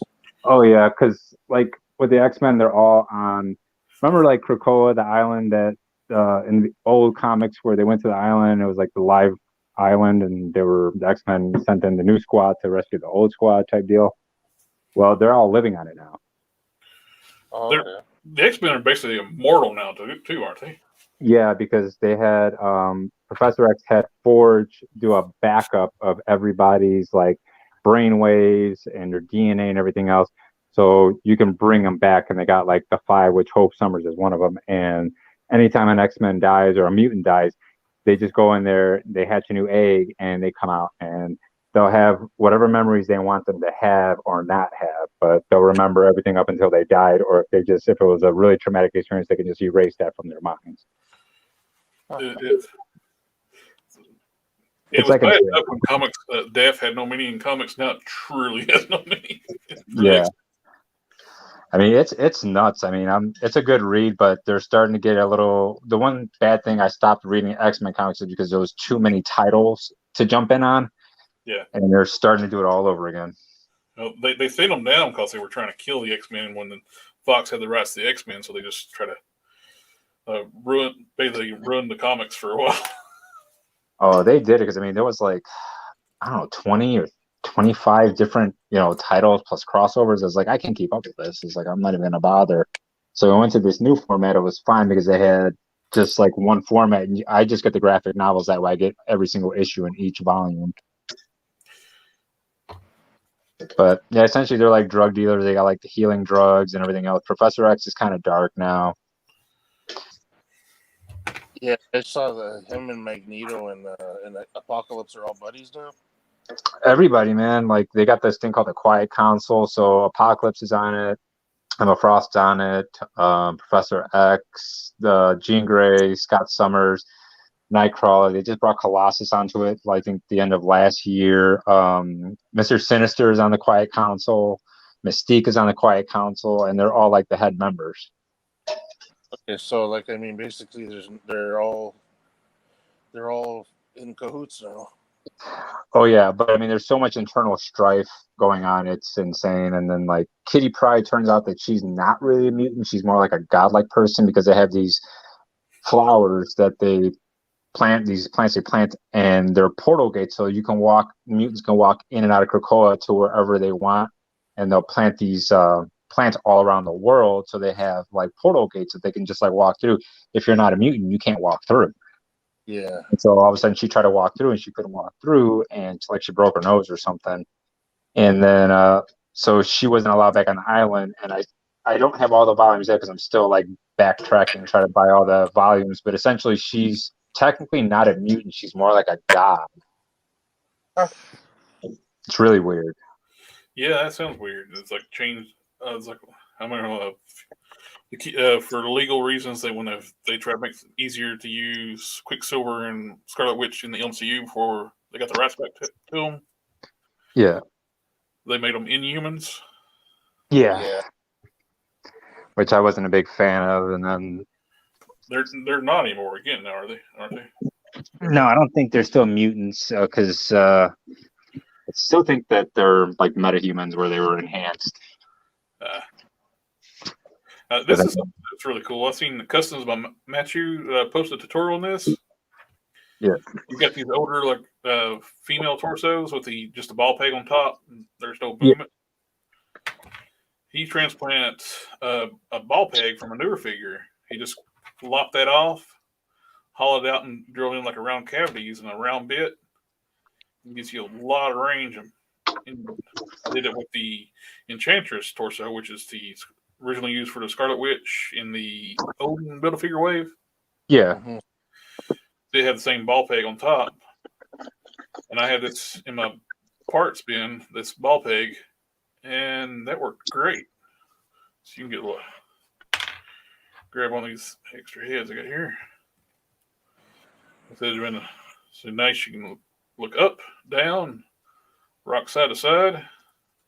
lot of range of movement in that now. Yeah, I hate those older style pegs though. So like, when I put it on this one, can't look it up at all. Yeah.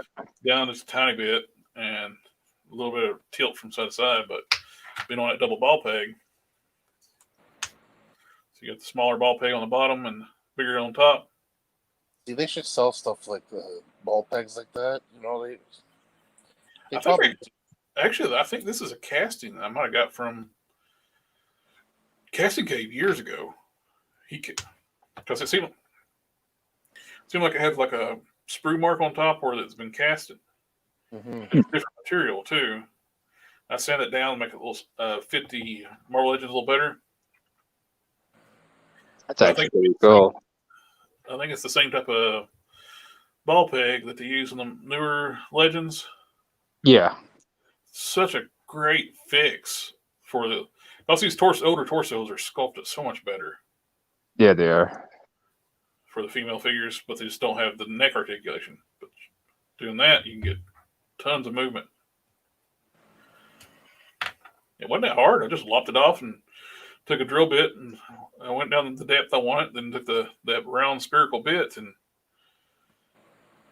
there you go. Modern style double ball peg. I think I saw on eBay somebody selling them.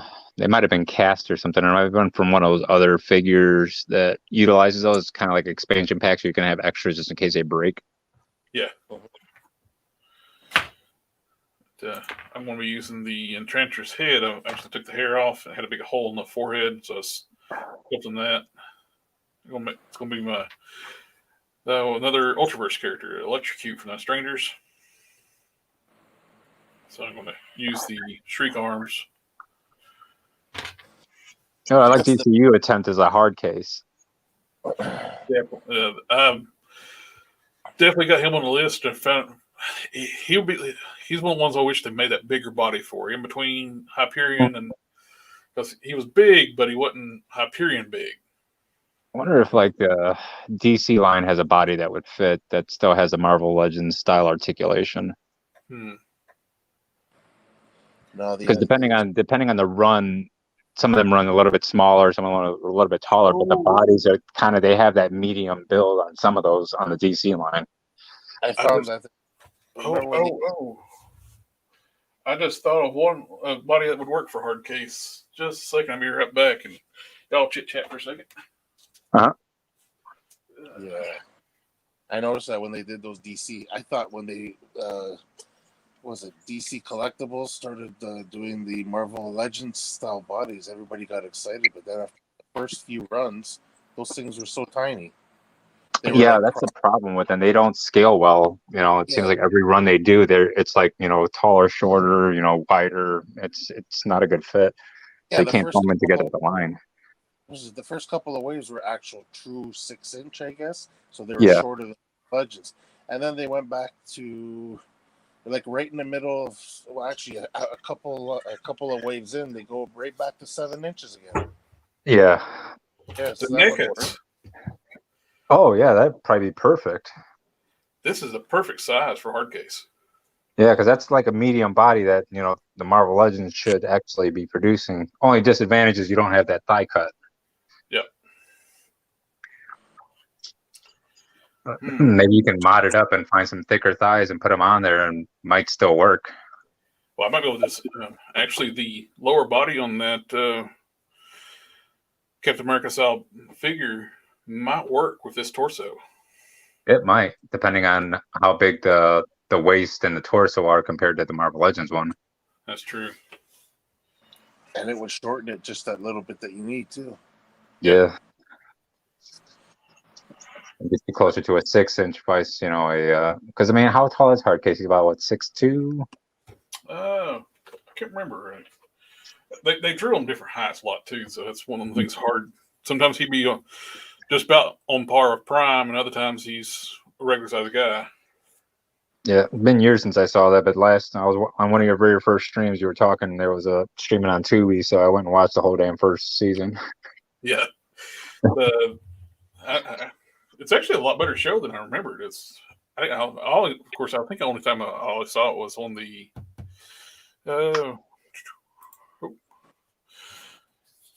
I got the second one for that reason. Which one? You got. Oh, we missed. Kenny was going out. I'm sorry. Chat just like all of a sudden popped up with like all kinds of comments. I'm sorry, guys. Everybody watching. I think you US, meant that Phantom figure. US agent was planning on making a custom as hell. The ultimate cat boots. Yep, those are good boots. Yeah. Happy Sunday. This has become the Sunday night routine. Oh, thank you. Oh, I'm enjoying this.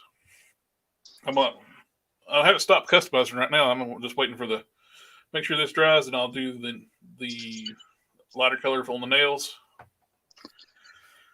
On the claws, I got the arm done, and let's see. How often do you take part out and never die? Oh, this is for you, Montedello. Oh, what's up? What do you ask? How often do you take part out? I've never dyed a figure before and been thinking about it.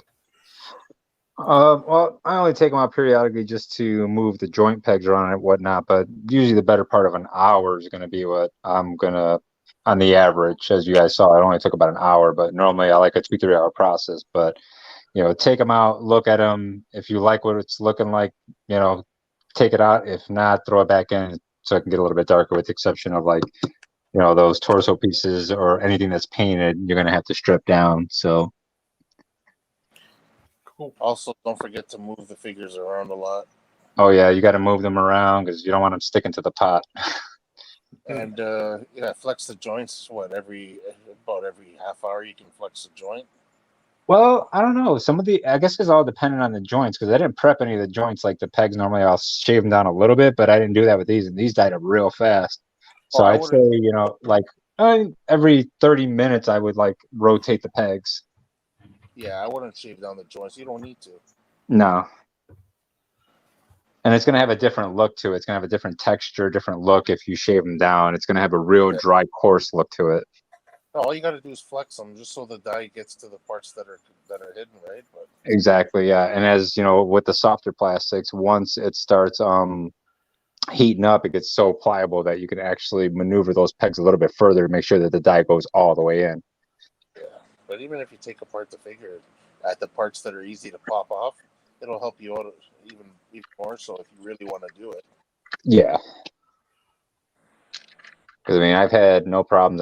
You can even like completely take apart all the figures, and you can even throw the pegs themselves in the dye, and they'll completely dye all the way through, even without any kind of prep or shaving or anything. So long as you scrub them down with some soapy water, you're good. That's something that I thought about when I was thinking about getting into dyeing figures. If you did want to take apart the figures, and you have to, move them around so they don't stick to the bottom.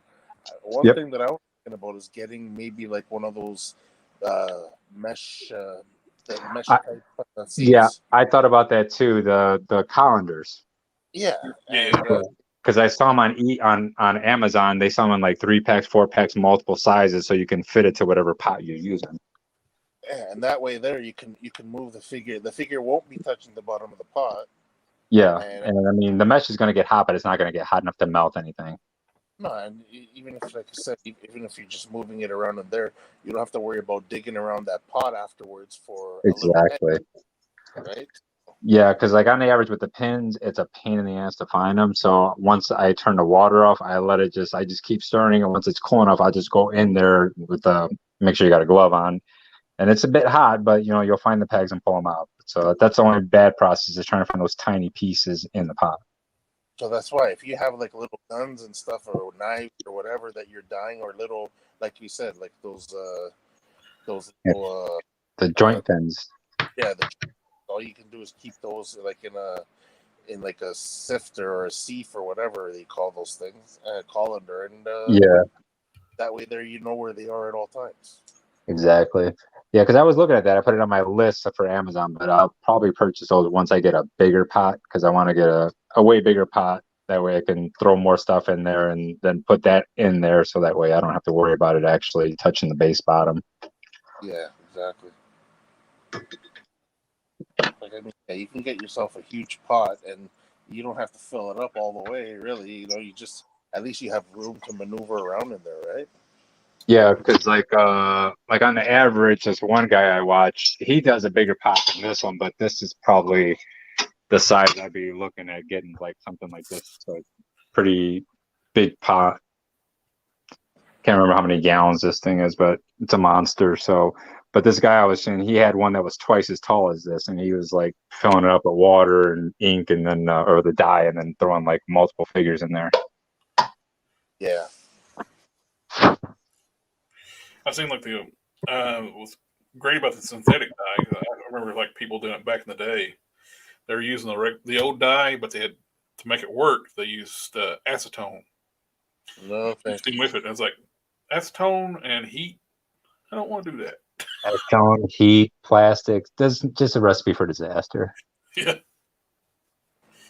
Yeah, this stuff you don't got to worry about. It's spot on, man. It's and it lasts a long time because I had this bottle probably for a good damn 6 months before I even attempted it because I wanted to do my research and I was looking at articles and then watching other people doing videos and everybody had different methods on how to do it, how to heat it and everything else. So then I just came up with my own version. So like I'm just keeping it on the lowest heat possible. Seemed to work. Yeah. Seemed to work great. So Oh yeah. I mean, you saw I was like an hour and 9 minutes in and we already had everything pretty much dyed up. Yeah, I bought my dye already like months ago, and I've been doing the same thing. I'm researching different ways to do it, and like I said, I need to get myself one of those hot plates that way because I'm not using the stove or counter, because there's no way I'm gonna if I get anything, any dye anywhere, and I don't want to hear the outcome of that. Yeah. I got chastised. if we don't hear from Dom again, we know he used the stove in the kitchen. Yeah. It's not recommended because like I was constantly keeping an eye on stuff and like I was like, oh crap, I got some on the counter and I had like an SOS pad and stuff out and I'm just like scrubbing it down real fast when it was starting to dry and it came up and I guess I missed a couple spots and she was like, you got it on my cutting board and I was like, oh damn it, and it's wood, so Well, a couple of spots on the wood cutting board. just for anybody who's watching who's thinking about this, you are not going to be able to use the pot or any utensils that you're using with the dye for food again. So Exactly. I mean, it sure cleans up. It cleans up really well, and some people might be under the impression that, oh, I cleaned it because like I scrubbed this thing down, and you can't see any No. ink in it, but it's embedded in the metal. Yeah, so anybody watching, if you plan on doing it, make sure you get yourself a pot and whatever spoon or whatever that you're never going to use again, because once you use it for the dye, you're not putting anything else in there. Nope. And the good thing about these dyes is once you clean it out of these pots, it's not going to stick on there. So if you want to use a red dye the next day, it's fine. You can use a yellow dye. You can use a blue dye. The dyes aren't going to mix into each other. That's right. As long as you're not using it for anything that you're gonna eat. Yep. You're good. I mean, unless unless I don't know, who knows, somebody will make it, cooking food in the ink pot challenge. Who knows? Somebody's gonna have to do it. Yeah, no, we're not encouraging that on the channel. Not at all. No, we don't do Tide Pods or cooking eating Oh, that. I don't know. Kids are just weird these days. I don't get what all these challenges are for. They got nothing better to do. I challenge you to be sane, rational people. Well, see, the thing is, I think with today, the kids, everything is technology based. It's like when we were kids, we went out and we played. We never stayed home, so we didn't have to eat Tide Pods and everything else. We were always occupied doing something. And we didn't have to worry about our mental health. Yeah. Yeah, mental health wasn't even a thing growing up as a kid. Last time I went to the doctor, it's like it's just the standard routine thing. They start asking me stuff like, what was it, like depression and stuff like that because of the coof. Just don't say the whole word because you two don't like that. Yeah. The other C word. Yeah. I was like, are you happy with? Are you finding pleasure in the things that you used to do before? It was like before this and that. What? Yeah, no kidding. I came here to just get my thyroid checked. I went to blood test to get my thyroid levels checked because my sister's she's had thyroid cancer and it's hereditary, so you want to get that. If that's running in the family, get it checked. Right. But I'm not a medical professional. I'm not giving you medical advice. So that's not all it is. But I'm just saying that's what I did. Rules on YouTube. Man, these came out really good. I like that leg came out really nice on that. Heck yeah. Jesus. Yeah, it's got a nice shine on here, and then when you get down here, it's a little more dull. But it's actually got a decent little shine to it too. Yeah, I saw somebody did the. Remember the Jared, that Ultron figure, the way it came out after the death. Oh yeah. Where it's painted silver. It turned out like a almost like chrome. Really? Yeah. Yeah. They dyed it? They dyed the silver painted figure. I forget what color they used. I wonder if it's that because there's like a something frost. I wonder if they use that dye. I think it was black, wasn't it? That they used. They used. I can't remember what it was, but it looked like it was chrome when it got done. No, it wasn't because the dye. I guess. I guess they must have some type of finish over paint on Ultron because it was dyed. It almost looked like a graphite color. You know what I mean? Yeah, because I know. Maybe there's different ratios. You can mix stuff. You can get different results. Yeah, potentially. Yeah, unless you cut it down with something too. I mean, I'm wondering. I'm gonna have to see if I can find that video because I'm curious now as to what he actually used. Because I know there's like a frost. I think it's called the frost gray, which I'm kind of interested in as well. I want to see how that dyes up. And they've got like a royal blue, and they've got like a sky blue. So they got a few colors I'm interested in. They got a pretty decent red because I always wanted to do the original. Captain Britain when he first came out, his first outfit, it was all red with the mask. Yeah. So I wanted to do that one. So actually, let me see how many colors they got. Now I'm curious again. I know they got red, gray, blue, green. Red synthetic. There's a red. There's a yellow. Let me see, red synthetic dye. I think the yellow is what they used on like the they got into like the Etrigan. Yeah. The skin tones look better because it's real pale on the McFarlane figure. So they got the royal purple. They've got a apricot orange. They got the chocolate brown, daffodil yellow, Kentucky sky, which is like a powder blue, frost gray. That's the one I was wondering if he used. Super pink, racing red, peacock green, and there's a couple other ones in here I didn't bring up. Let me see. What is that? And I got to zoom in. Sandstone, which I wonder if that would be good for a skin tone for dyeing. Well, I know. Didn't James Roseborough? Didn't he? No, it's not him. It was. Was it Brian Sons from Onyx? There, didn't he do some Hulk? Some dyes on the Hulk head casts. I can't remember. I see some. I got so many feeds I can't keep up with them all. I think back quite a while back, he dyed some Hulk heads in green. Remember how he was? He might have, because that green looks pretty green. That synthetic green, that forest green or whatever it is, it looks pretty like a darker green. But depending on the color of the plastic you're using, it might come out almost the exact same color you need it to be. Well, no, he did the cast resin. So yeah. Gotcha. Yeah, so he dyed the casting itself during the process. No, once he was done. He just casted. He had head casts laying around, and he decided to dye them green rather than painting them to see how they came out. Right. And came out pretty good, but like you said, it's probably a little bit too dark for the Hulk. And I know Hulk's drawn in a lot of different green shades, but You know what? I think it would be good if you had like Hulk head casts, you dyed them that dark green. It'd be easier just to go over with a lighter green to dry brush. So add some, add some depth to the head cast, right? Yeah, that'll make some of the features pop out more if you do a dry brushing on them. Yeah. So That's what I was thinking exactly. It's like, well, dark green would be perfect for dry brushing, and lighter green over top. Oh yeah. Yeah, everything's dyed up. I just got to figure out what to do with it all. With that, I had something pop in my head. Use one of those bodies for. It's like the other day. It's like that'd be perfect for that character. Now I cannot remember who I wasn't thinking about.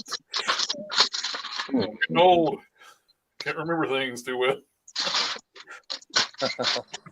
Yeah, I know. It's unfortunate aspect of getting old. Well, that'd be great for that character. Who was I talking about? I can't remember the character. Yeah. Let's see. Those are good. Gonna have to go back on the stream later on and view it if we can't remember. Yeah. We're talking about the U.S. agent, right? Wasn't the U.S. agent one I was thinking about for like that body? Because that's a smaller body than the one they're using for the U.S. agent. And I know it's not for the hard case. No, the hard case is definitely. I think one of those naked bodies would be a good candidate for hard case. Yeah, it's a nice medium build body because I don't know why they don't have a medium build for Marvel Legends or either because I know they got like four sizes too. It matches the Legends real well too. Yeah.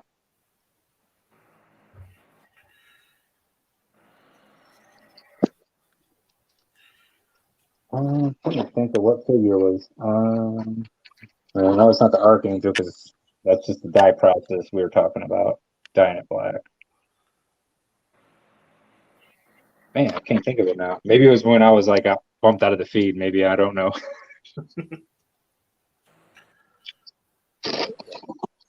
Now I'm looking forward to. At least I know I can have an X-Force Archangel now. Yep. Yeah. It just popped into my head while you were doing that, and you're talking about Archangel. I'm like, oh wow, it'll be perfect. Yeah, didn't even cross my mind until you said it. It's an excellent idea.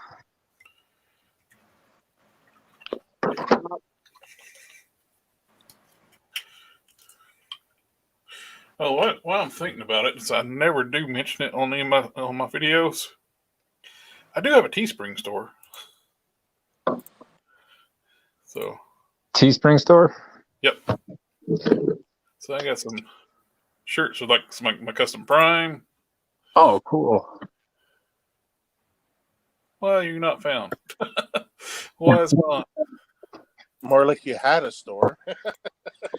Did somebody just nuke my store?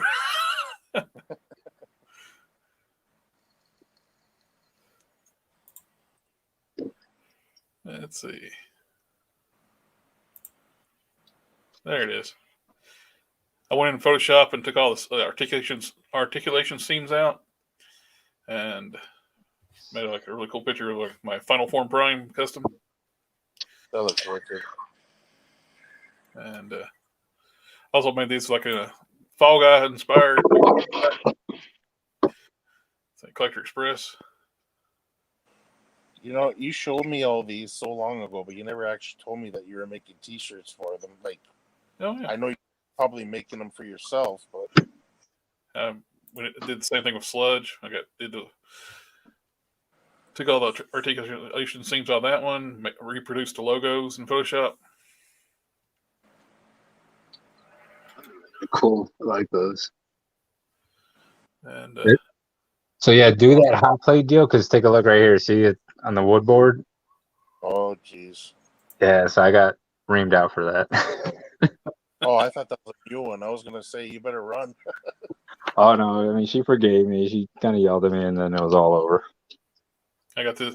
I got some of my artwork on here too. Like I painted this in Photoshop years ago for a class assignment. Is that like off of that early run from Toy Biz days style Marvel? one? Actually, it was a assignment on a Photoshop class, and so I picked a Bowen statue as a reference, Yeah. and painted them up, and thought it turned out pretty good. And it's like, heck, that's my artwork. I'll stick it on a shirt. Sweet. I got some Collector Express logos. I had like some customs on there and stuff. I got the classic logo, and I got another logo I just set up. And I got all kinds of like swag on here if anybody interested in like being part of the Collector Express. Sweet. Yeah, send me a link. Yeah, will do. I'll just drop it in the copy in our chat. Sweet. Let's see. I can just put it on my board here. Where the hell went? I consider Collector Express kind of like a community anyway for all of us collectors and customizers. For us to talk and chat and share ideals. Mm-hmm. So everybody can be part of the Collector Express. I'm still trying to get the other boys on here. I haven't really mentioned it past couple of weeks. Let's see if I can get Freddie and Al get to come on here too. That'd be awesome. Yeah, Freddie show off some of his stuff. Heck yeah, his stuff is just beautiful. The amount that he can do like airbrush shading on these figures, where it's like it makes you sick. It's like it looks so good. It's like I can't do that. It's incredible. It is beautiful work. The stuff he does, yeah, his airbrush skills is wow. Does Mike De La Paz do airbrush, or is that all hand painted? Do what now? Mike De La Paz, does he do airbrushing? I'm not sure, because I know he does mostly hand painting. I'm not sure if he does airbrushing. I don't know. Because his stuff is phenomenal. Which guy is that, sorry? Mike De La Paz. No, his is Like Phoenix Force Customs. Yeah, I've seen his stuff, yeah. Because I have him, and then that girl Christina Conan, she does some pretty good work too. Yeah, she does some beautiful work. She just knocks it out of the park on female characters. Oh yeah, she does. Like, and there was somebody else that does a really good job. Let me see. I'm gonna have to pull him up on. I think he's on YouTube, but he's also on Facebook group. Can't remember. He does a lot of female figs. He did not too long ago. He did the red and the red suited X4 or X Factor Jean Grey with the yellow X, and he produced multiples of that. I think I know exactly the one you're talking about. Yeah, I think he's from Brazil. Let's see if I can pull him up on Facebook real quick. Well, it's kind of like getting on these the fade on these claws. I'm pushing up with very little paint on the paintbrush to do the blend. Since that works out pretty well. You're going towards the skin? Towards the cuticle. Okay. That makes the fade look a little more natural. Yeah, because when I get around to doing mine, if you're real careful, you next time I find him, I'll bring him. Dry brush up.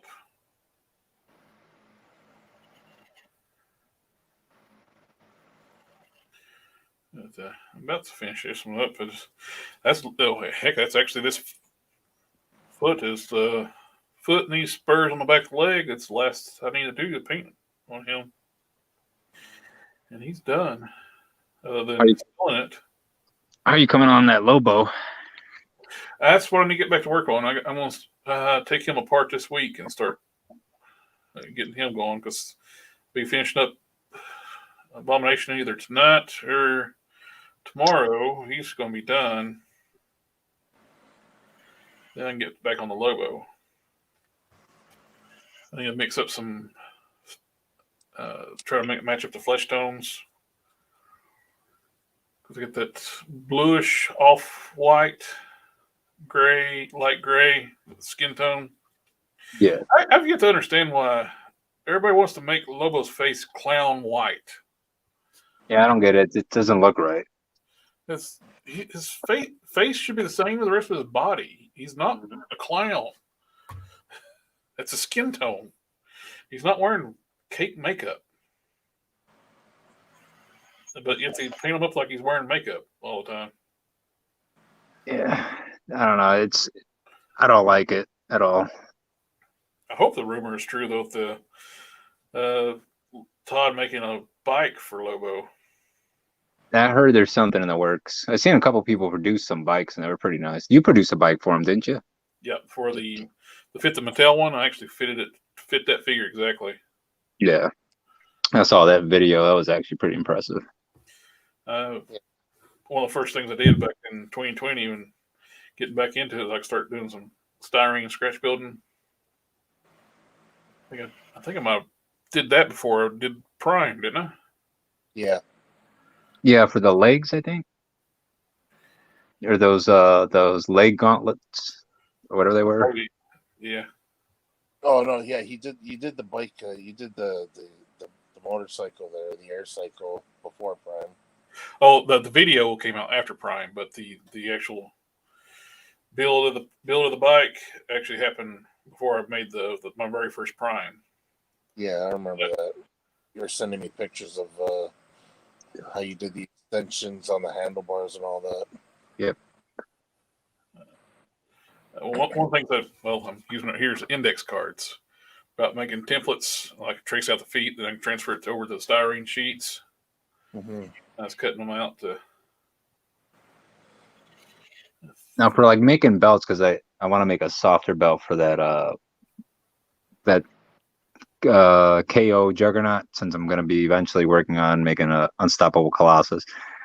Do you think neoprene sheeting would work really good for that? Because it only comes in a bunch of different widths, and I found one like a 1/8 inch, and I was like, that probably would work. I'm just trying to see if the neoprene sheeting would work proper for it. I think that probably could work just fine for it. Yeah, because I think Anthony's customs, when he was still doing customs, he used neoprene sheeting on certain things, certain accessory pieces. I got to fabricate one. Don Sawyer on Instagram, a friend of mine. Mm-hmm. He made these soft goods that fits the 80th anniversary Hulk. He made a belt. I just need to make. He did actually a leather belt. Oh wow! That snaps. He does phenomenal work on soft goods. I could ask my girl if she actually, because she's got a ton of leather and it's right width. Should probably just see if I could do like a red leather belt for Unstoppable Colossus, right? It's a yellow belt. I'm trying to think. That should work. Something like that. This would work great for that. Yeah, probably be easier to work with the leather too. And I just gotta think of like, I don't know if I'll use styrene or just heck. I'll probably just take like a thin gauge aluminum to make the belt buckle. Like cut it out and dribble it out, and that should work fine. And the only thing I'm having trouble trying to decide is how I want to do the arms, because trying to make all those damn indentations for the arms, it's gonna be a pain. I've seen people with dedication, like a hobby knife, and cut those lines into figures. And it's like, whoo, that's a lot of work. Yeah. So I bought a small Dremel. It's mostly used for like precision cutting and stuff like that, and glasswork and stuff. So I'm wondering if I can use that. So I'm just gonna have to make sure I map out my line first before I go digging in on it. Yeah, something that'd be interesting to see how that works out. Yeah, because here it is right here. Oh yeah, almost like a jeweler's. Yeah, and it came with a bunch of bits too. It's pretty nice little piece. I got it on Amazon for like $30. Yeah, it's got different gauge needles. Like that one's pretty tight on there. I think I'd be able to work with that, but it also comes with a whole slew of different ones. So I use this for some of the grinding in smaller areas on the figures instead of using the Dremel.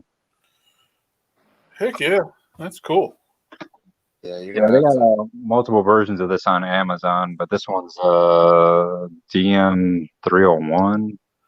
Yeah, it's a DM301, but they sell multiple models like this on Amazon, different manufacturers. That's cool. And that's how I oh yeah, let me show you guys this one. Hold on. So I got tired of course I got they didn't do the shading. I got to get one of those markers, those Gundam markers. I'm gonna put a 3-day shadow on this figure for his beard. So hopefully, let me get him out of here. Sorry for all the noise.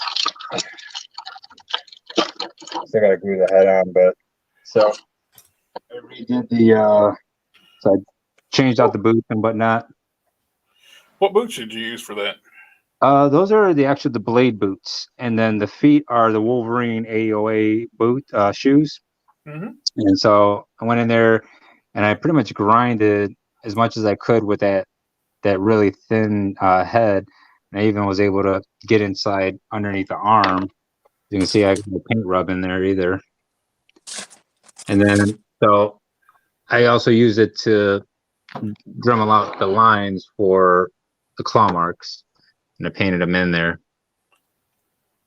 So there's the two, because I only did the 2 marks because since the hair is covering it up and I got to glue the hair back on, but I was able to actually get in there, take this mask off, carved in the lines with an X-Acto knife, and then just went over it with the tip of that little diamond bit, and just was able to actually get all the stuff on there. Oh, nice. Yeah, so I'm hoping to get some different boots because I was going to use the boots off of the Shocker, but those boots wouldn't transfer over because they got that base piece on top here, and it's a whole separate piece, so he would have been a lot shorter, so the boots wouldn't have worked out. But eventually, find some boots, and then I want to sculpt in on the sides here with epoxy sculpt that little ridge he has on both sides of the boots. That's one thing that's disappointing. Another thing with them charged, going to raise the prices on figures. Sculpted boots. Come on, Hasbro. We need more boots. Need more boots. Yeah, the price hiking is starting to get ridiculous. I mean, I didn't want to pay it, but I paid that $33 to $35 for the new Toad figure. I'm still hesitant on Toad. I'm just not too happy with the price hike on things. I mean, I can understand about the deluxe figure, but I mean, it's a tiny figure with a couple accessories, but yet you're charging. He is so tiny. Yeah, he is. I think they're using the same body that they use for Wild Child. Parts of it, at least. Yeah. So yeah, hopefully, get that done up because I have 2 of these, and amazingly, they didn't really glue that hair on proper. So when I went to just like move it, it popped right off. There was barely any glue on it. I picked a couple of extra of those up when they were on clearance at Target, local Target here. I wish they were on clearance. They're still full price over here in Chicago and Evanston area. Oh, I bought the whole wave for on discount. For clearance price. So I wasn't going to get the wave, but then I really wanted the Colossus Build-A-Figure, and then one day somebody told me, "Oh, the figures are on sale at Walmart." I was like, "What?" So I didn't have to get I think Wolverine doesn't come with these, so I got all the other figures for like over here $20 because the regular price is going like $30, $32, $33 for a figure, right? So I got them all for like $19. His prices are Canadian too, so. Oh no! So they've been getting raked over the coals for a little longer than we have. Yeah. I picked up 2 of those extra the Cyclops. $6.89, I think, a piece.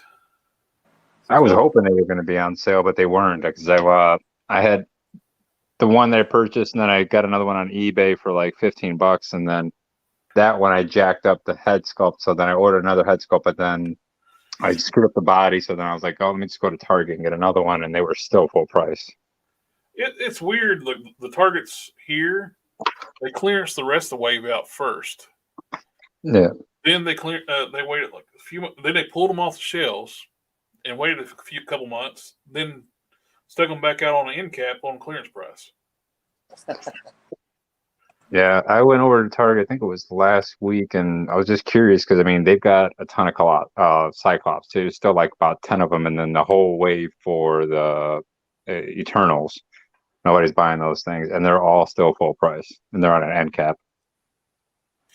They had the Eternals, a few of the Eternals, and the Colossus at the local one here on clearance for the same price, $6.89. Oh, yeah, I got to see if they. I want to get that Pixie, but I think Pixie's the only one that's not sold at Target. I think Pixie was a Walmart exclusive or something. Selma Hayek character was Walmart exclusive. Oh, okay, yeah. So the little one, Pixie, the really small one, I wanted to see if I can turn her. You dropped out and turned her into what? Even a teen look, more the kid look. You know who Honey Badger is, right? Oh, we didn't hear you. Your audio dropped out. Oh, I was like trying to pick up one of those smaller ones, the Pixies, because I want to make a Honey Badger. Honey Badger. That's she's a clone, I think, of X-23. So she's like a little bit smaller, and she's got the one claw. So I was trying to make her and thinking, I was like, well, I'd have to like grind down like leg joints and everything else and shorten up, and I want to go through that whole process. And then when I came out with that body mold, I was like, oh, she's perfect size. She's just shorter than X-23, so that would work. But I'd have to grind down most of the body and then, you know, epoxy over certain parts because, you know, it's a real patterned mold. Who's that? The Eternals? Yeah. Oh, Sprite. Yeah, Sprite, that one, yeah. Yeah, okay. Yeah, so I want to shave down that whole body and then just turn it into a Honey Badger. Because I've already got Dakin, I got X-23, I've got every Wolverine on record so far, with the exception of the Hugh Jackman ones. I got to pick one of those up. I have one of the older Dakin figures left, the unmasked one. Yeah, I still have that one on card, mint on card still. The masked one was selling for like quite a bit a while back, so I sold. Yeah, they're trying to make a new one, and that body is just so dated. I was like, okay, I'll sell it. Yeah, don't have, because I had them both. I had the masked and the unmasked one, but I had to use the body from the masked one, and then I saw what the prices went for. I was like, well, I screwed that one up. I regret some figures not selling when I did. Could have. It's like a Magic from the box set from the Book of Vishanti. Yeah. One time she was selling them for like $250 a piece, $250 by herself or something like that. Something crazy. Yeah. And as soon as Walgreens came out with that exclusive, you can't hardly give her away. Yeah, I had that same thing come up with that one Storm. The first Storm that came out with the cloth cape. She was part of that. Can't remember what wave it was. Her, Wolverine, Magneto. The rest exclusive Jubilee wave. Yeah, the Jubilee Build-A-Figure one. And just alone at the time, Storm was running like $250, $300. And I was like, man, you know, so I just happened to be on eBay one day and some guy was selling the whole set for $200. And I'm like, well, I was like, I wonder if this is a scam or something. So I was like talking with the guy back and forth. And he's like, no, he's like, everything's legit. And he sent it out to me. I paid for it. And it was the whole set for $250. And Storm alone was running for like $350 at the time. You turn around and flip her. You know, well, she's gone down in price dramatically. Oh yeah, after like 15 Storms after that one. Yeah. Yeah, I didn't know that she was so popular, and I had her in my fodder bin. oh man. Yeah, I mean, I think you can still get a good 100. I think she's up to 150 now, but I mean, for the while there, she was running like $350, $400 just by herself. Yeah.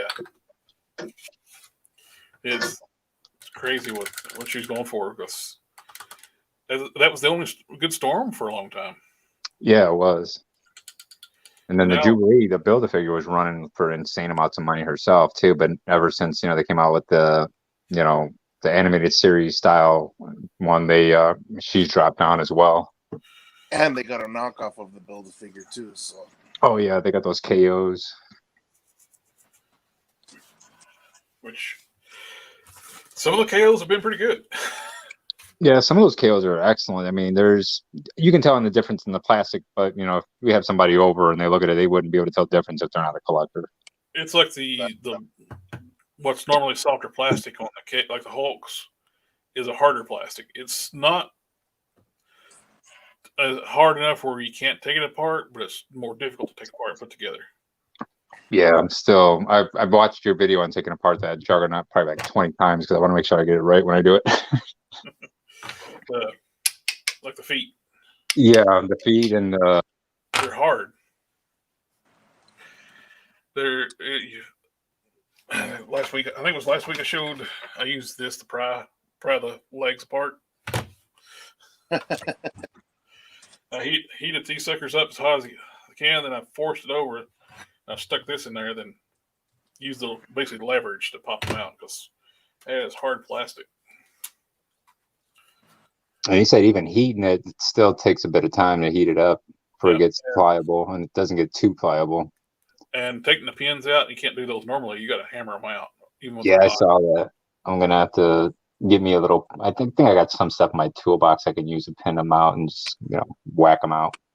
The torso though I haven't took the upper torso apart because I hadn't a need for it. But the lower once you heat and pop that off, you just got screws like right here on this piece here that comes apart, and you got two screws in there. So you can take the waist apart.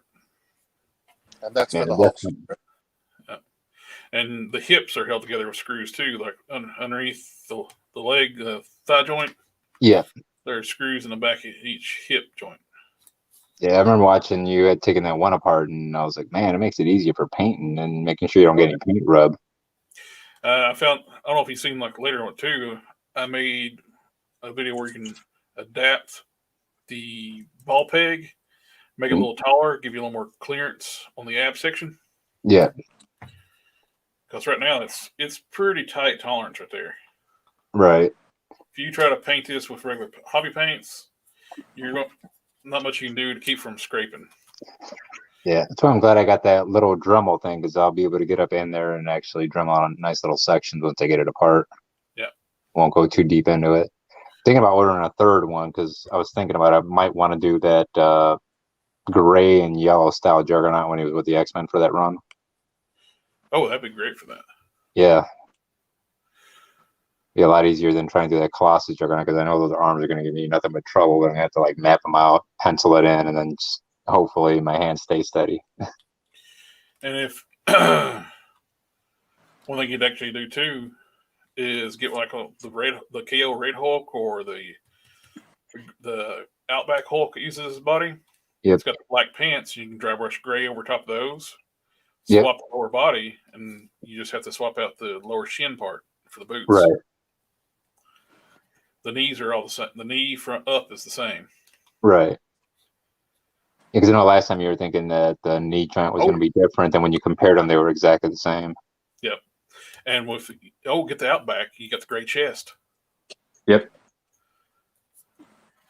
Get you a Juggernaut and Outback, and you're about there. So I didn't order another one of the Outbacks. Do the pit custom I want to do. I am officially done with the paintwork, I believe, with my Abomination. And we got. Now you got a proper Abomination. So I got to seal them though. I got to hit it with some dull coat, then I'll hit it with the semi-gloss. Then I'll take some gloss over the eyes and teeth and stuff. But I think I keep wanting to turn before I flip the camera around. I had to turn this for it to be right side up. Now this is right side up. But I think he turned out pretty good. It turned out really good. Somebody was talking about this as an expensive Build-A-Figure now. I got two of them. I got two as well. I got one as the regular Gamerverse Abomination, and I got one classic Abomination. But you go from this little guy here to this beast. This is the size he should always be in. don't know why they kept making like the big guys so small, and Hasbro does. Yeah, no kidding. Especially since he's supposed to be bigger than the Hulk. Yeah. So now you got 80th anniversary. Yep. Grab this one. That's a good size now. Exactly. Yeah. That's the old one. The Hulk's bigger. Much bigger. Abomination is supposed to be a lot bigger, isn't he? He Yeah. is. He's bigger, and his base and his strength level is twice the Hulk until the Hulk gets mad. Yeah, and then he's exponentially going to get stronger as he gets angrier. That's one thing I liked about like Hasbro Marvel back in the day. They'd put limits on their character to keep them from like basically like being Mary Sue's and one shotting everybody all the time. Yeah. Not so much anymore. Now every time you turn around, the Hulk's getting stronger. He's getting so many different variations. It's just like, Captain Marvel was a ridiculous one. Yeah. They had the peanut stare not walk on her a while back because I punished myself already enough. That's not how it works. You feel all the pain you inflict on others. Well, she murdered Tony Stark. So Tony Stark is in the comics now as a clone. They did quite a few weird things. I know they had that whole run where Tony Stark was a clone and the actual brother, the actual Stark son or something. I don't know. It was weird. I don't know if you guys saw that. I did not like that at all when they had Tony's not a Stark. Yeah. He was adopted. Yeah, that's what it was, adopted. The actual real Tony Stark, the son of Howard Stark's son is like autistic or something like that. Yeah. Yeah, because I was watching, I don't know if you guys found it, Comic Books Explained. Yeah, I've watched him. Yeah, so that's where usually I go to like to get all my fill-ins and my gaps on stuff because I don't really read too much stuff outside of the X-Men stuff anymore, but I'll go through him and that's how I learn everything. I'm so far behind. It's I was like, my canon stops at 2012. Yeah, well, I just had my book delivered. It was the new not Hellfire. What was it? Where the hell did the book go? The new Inferno for the new X-Men run. So let me see. So yeah, it's this one, the new Inferno. Oh, let me pull it up here. There you go. Yeah. Yeah, so it's a new Inferno that they got, and then now they got another. Huh? How's the interior art look? Cover looks. Oh, it's pretty good. Hold on, let me go in the kitchen here. That way I'll get some brighter light so you guys can see.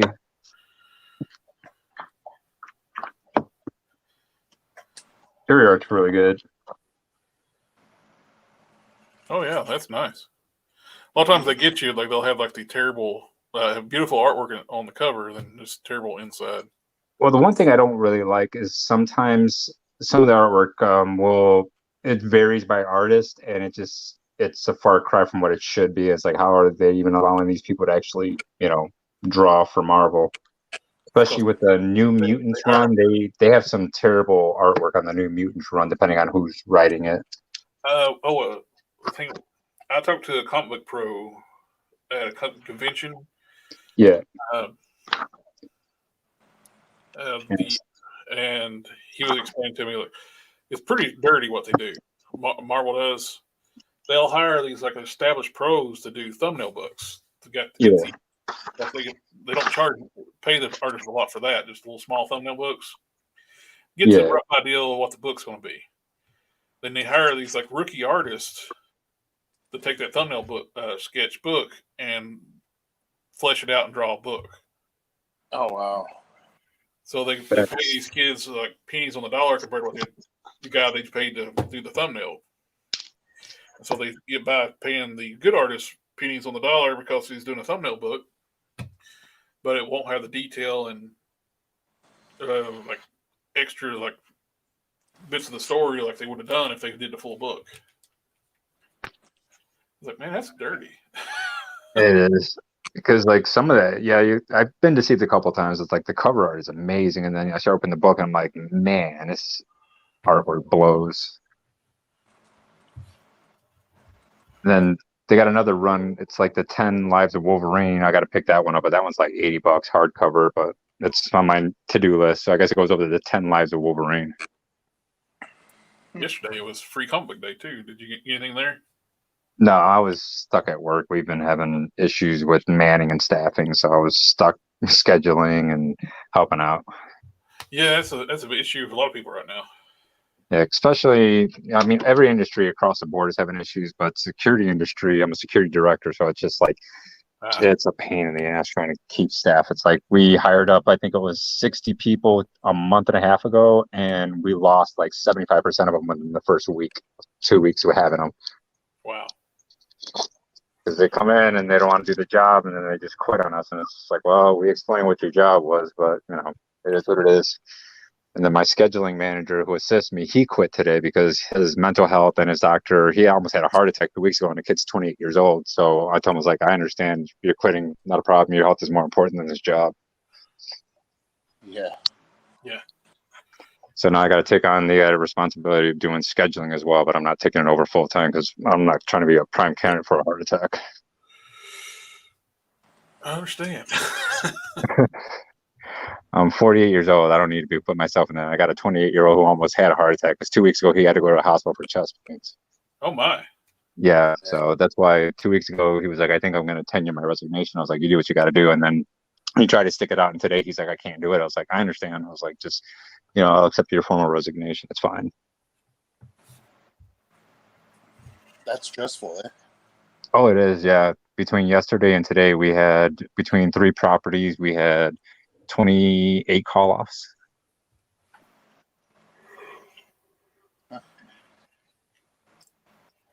And then trying to backfill and seeing if people will pick up overtime and holding people over, which nobody ever wants to hold over.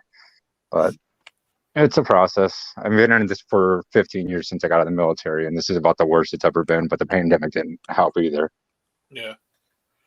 Other buddy that was on here earlier, he's a police officer, so he's been. Oh, okay. I think he's got to retire for injuries. Oh, yeah, we got a ton of cops here in Chicago that are just, they're quitting, they're retiring early because they just don't want to deal with it anymore, and they're so undermanned and overworked. And they get their vacation days, you know, they put in for vacation, they'll get canceled because of all the crisis that's going on downtown Chicago. I've had at least 10 guys that, because we have off-duty cops that work for us, and they're all CPD or sheriff's department, whatever the case may be.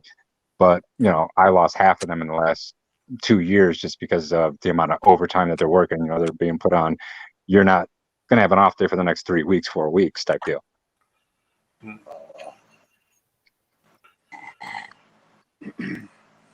So eventually, that's why we're moving to Wisconsin. I just got to get away from, you know, Chicago and the state of Illinois. It's just too hectic here now. It's not as fun as it used to be. Yeah. I hate to hear that.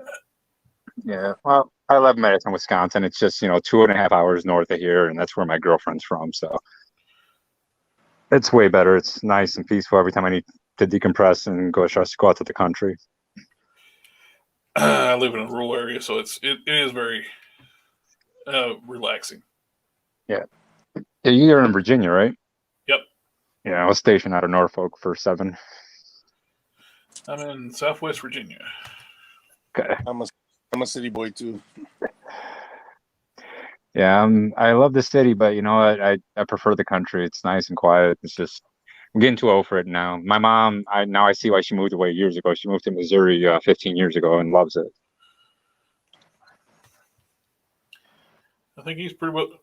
Abomination's pretty well done, except for I'm going to touch up a couple little spikes here and there.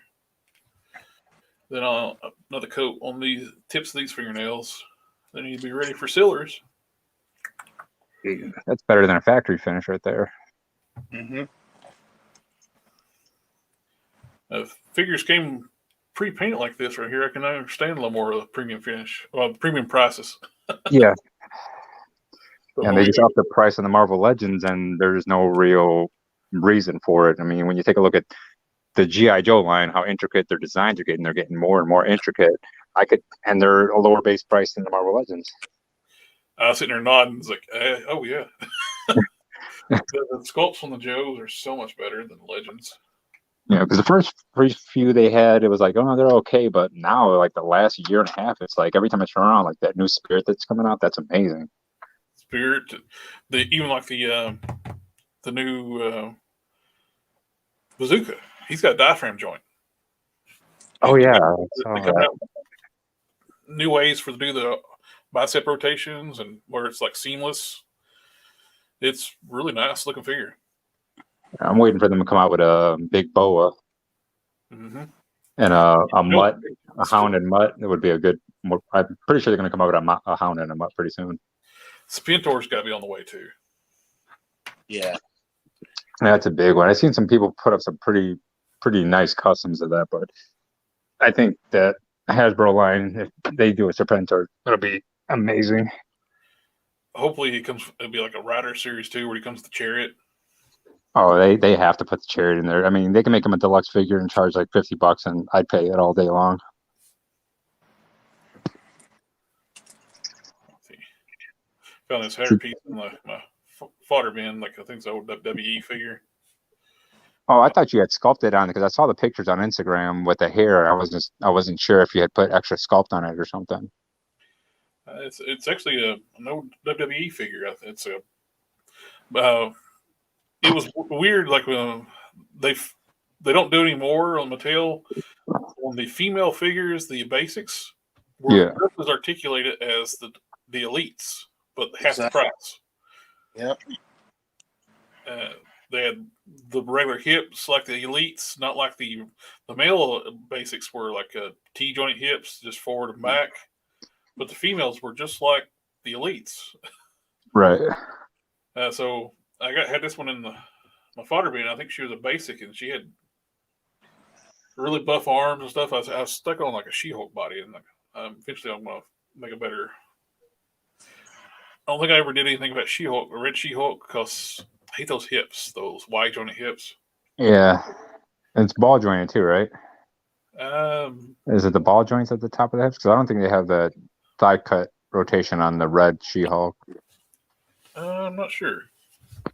Let's take a look. If I'm not mistaken, they got the ball hips. I can't stand those ball hips. They're terrible. Let's see, Red She-Hulk.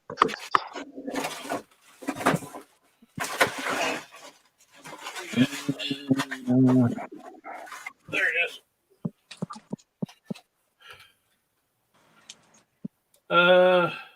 It's got the thigh rotation. Oh, it does? Yeah. But it's just the positioning of those freaking. Yeah, they put the pins straight up. Oh, okay. Yeah, I see what you're talking about. That was part of the hip monkey wave, right? Yep.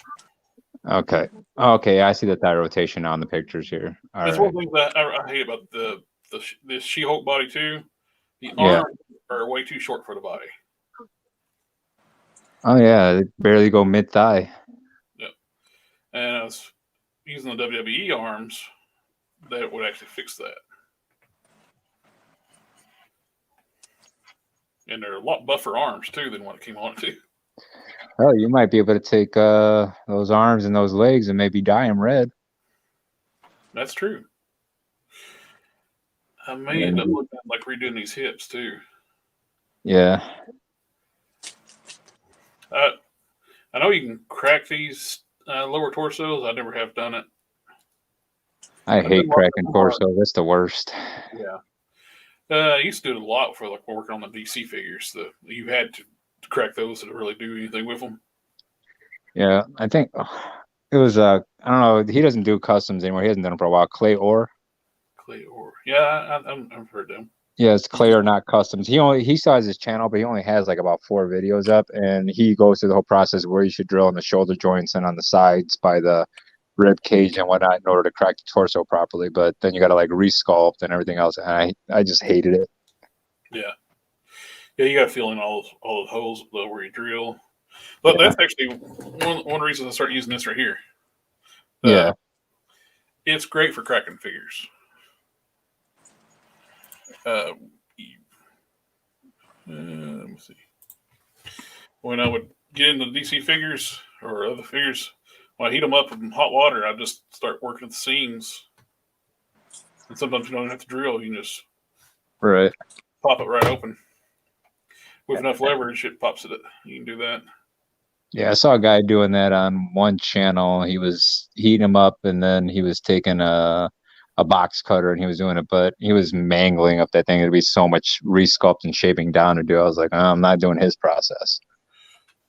Now these help too. Sometimes snap ring pliers. Yeah. If you get to the right spot, drill a hole, or like cracking these hips, you can get into not these because you can't get in there, but too well. But Right. you get these up, you can take those on like the glued together hips and break them apart. I've had pretty good success with that because these right here are glued. You makes it even weirder. They're glued down the front instead of down the sides. Right. We need a bigger female buck. Yeah, that body didn't do her justice because she's pretty beefy as a Red Hulk. Yeah. That's one thing I hate about what Marvel did too during the Doc Green era. They depowered all the other Hulks. Yeah. Then they made a new Hulk with Amadeus Cho. So, what was the point of depowering all the Hulks to get rid of all the extra Hulks? Then make another Hulk. I never understand their reasoning on half of the things they do. I miss the old days of comics where everything just had a continuity, and if there was a change, it was slight, if that. Yeah, they threw out continuity to make things easier for themselves. Yeah. Like even with the X-Men, it's a great story arc ever since they rebooted it for the Krakoa Island, but it's just, like you said, nobody dies anymore. Everybody has the ability to come back. But there's no stakes on anything anymore. No. But I mean, they are facing off against like Sword and a bunch of other agencies, and like these 4 old ladies are like in their 90s and they're like horticulturists, so they figured out how to hack the Krakoan portal gates that are plants, and it's insane. What Because about everybody that? sees them. Huh? We were talking about the Red She-Hulk there just a while back. What about the Green She-Hulk? They're going to release another one soon with a costume rather than the torn clothing, right? And that was a good figure. How was that body? Was it good? It looked really good. I've never seen one in person, just on video, so I can't make it. It's always better to see it in person so you can make the assessment on the body. It is a good figure. I like. I got the only one I opened up was the gray one from the Super Scroll Wave. Mm-hmm. I got the green one. It's still in the box, but because I need to put up some more shelves. But it is much better than this one. Would that body be about the right proportion for the Red Hulk, Red She-Hulk? Oh yeah, I think so. I wish it was bigger and buffer though. Just the She-Hulks are huge. Yeah. They don't ever seem to want to. It's the same thing with like other big characters. They don't seem to make them big enough. Right. What about those Maven collectibles figures? Yeah, the Maven collectibles, I've been tempted to order those for She-Hulk. Get like they got 2 different types of bodies. They got the super heroic and the standard female, and get the 7-inch one. So it'll be like She-Hulk's got 1/10 scale. I mean, so it'll be She-Hulk size a little better. Yeah. But I don't know how well they're designed. I've seen Loose Collector, the heavy metal figure is starting to hit.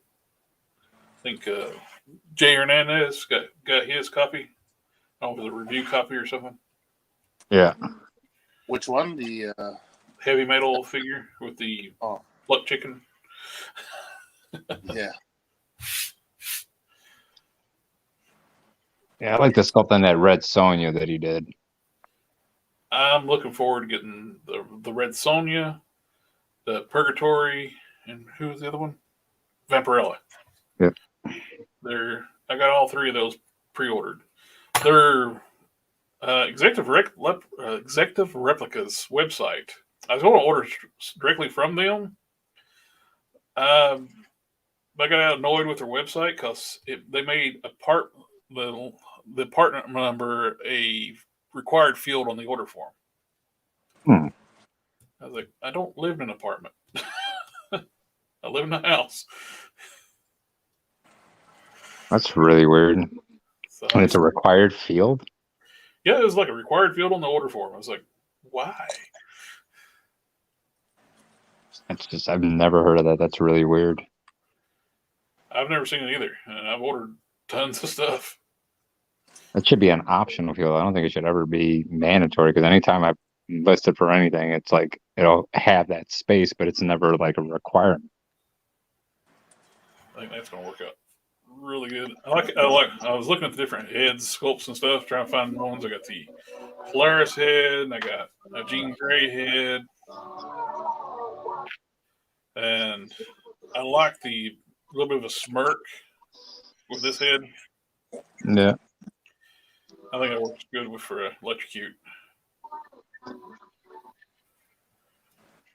And that's top was sculpted well. That fits her costume too. Be nice to have those green parts from the siren for legs. They using the Shriek body. Because I'm not crazy about this body. I like the torso. Not crazy about the legs. Mainly the knees. The knees are really thin, knee joints, and they're the gummy ones. They're a little gummy. These are the same legs for Medusa. Yeah, I don't see how they still haven't rectified that gummy joints. That drives me nuts. She's not as bad. But also, too, though, where I'm going to be doing the lightning bolt pattern, which makes my hand hurt already. I remember painting those on the original one I did. I used the DCUC body. Yeah. I hand painted all those, and so I'm dreading that already. Even thinking about it. But start masking it off and then hit it with an airbrush, man. The pattern is really complex, so it'd be kind of hard to mask off. That was another thing I wanted to ask you. I saw you use the Tamiya masking tape. Yeah, that stuff works great. Yeah, because I think I'm going to switch over to Tamiya because I've been using the regular blue painter's tape and stuff like that, and it seems like when I'm painting, sometimes it bleeds right underneath the damn tape, and it drives me insane. That's why I quit using the blue. It drove me nuts. Yeah, because I found it on Amazon. It's pretty cheap, and they got multiple sizes, so I was like, I'm going to probably order me up a few rolls of that stuff. Name. Let me share my screen.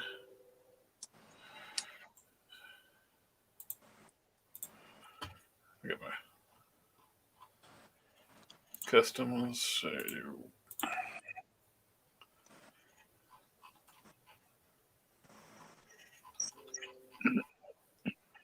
Come on, load.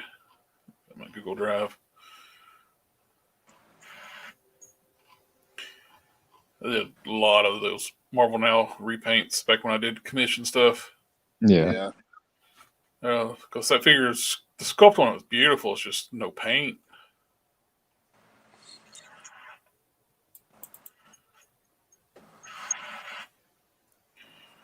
Come on, Google. And once you add some paint to it, it looks great. Oh, yeah, it looks way better. That's one of those shrunken heads from Casting Cave 2 that fit this body. Oh, okay. Yeah, the head was way too big. If you try to just put that Steve Rogers head from Commander Rogers on here, it just looks way out of proportion on this body. Now this was kind of like with doing with the pinless joints, short legs. It's got the Marvel Legends style hinges.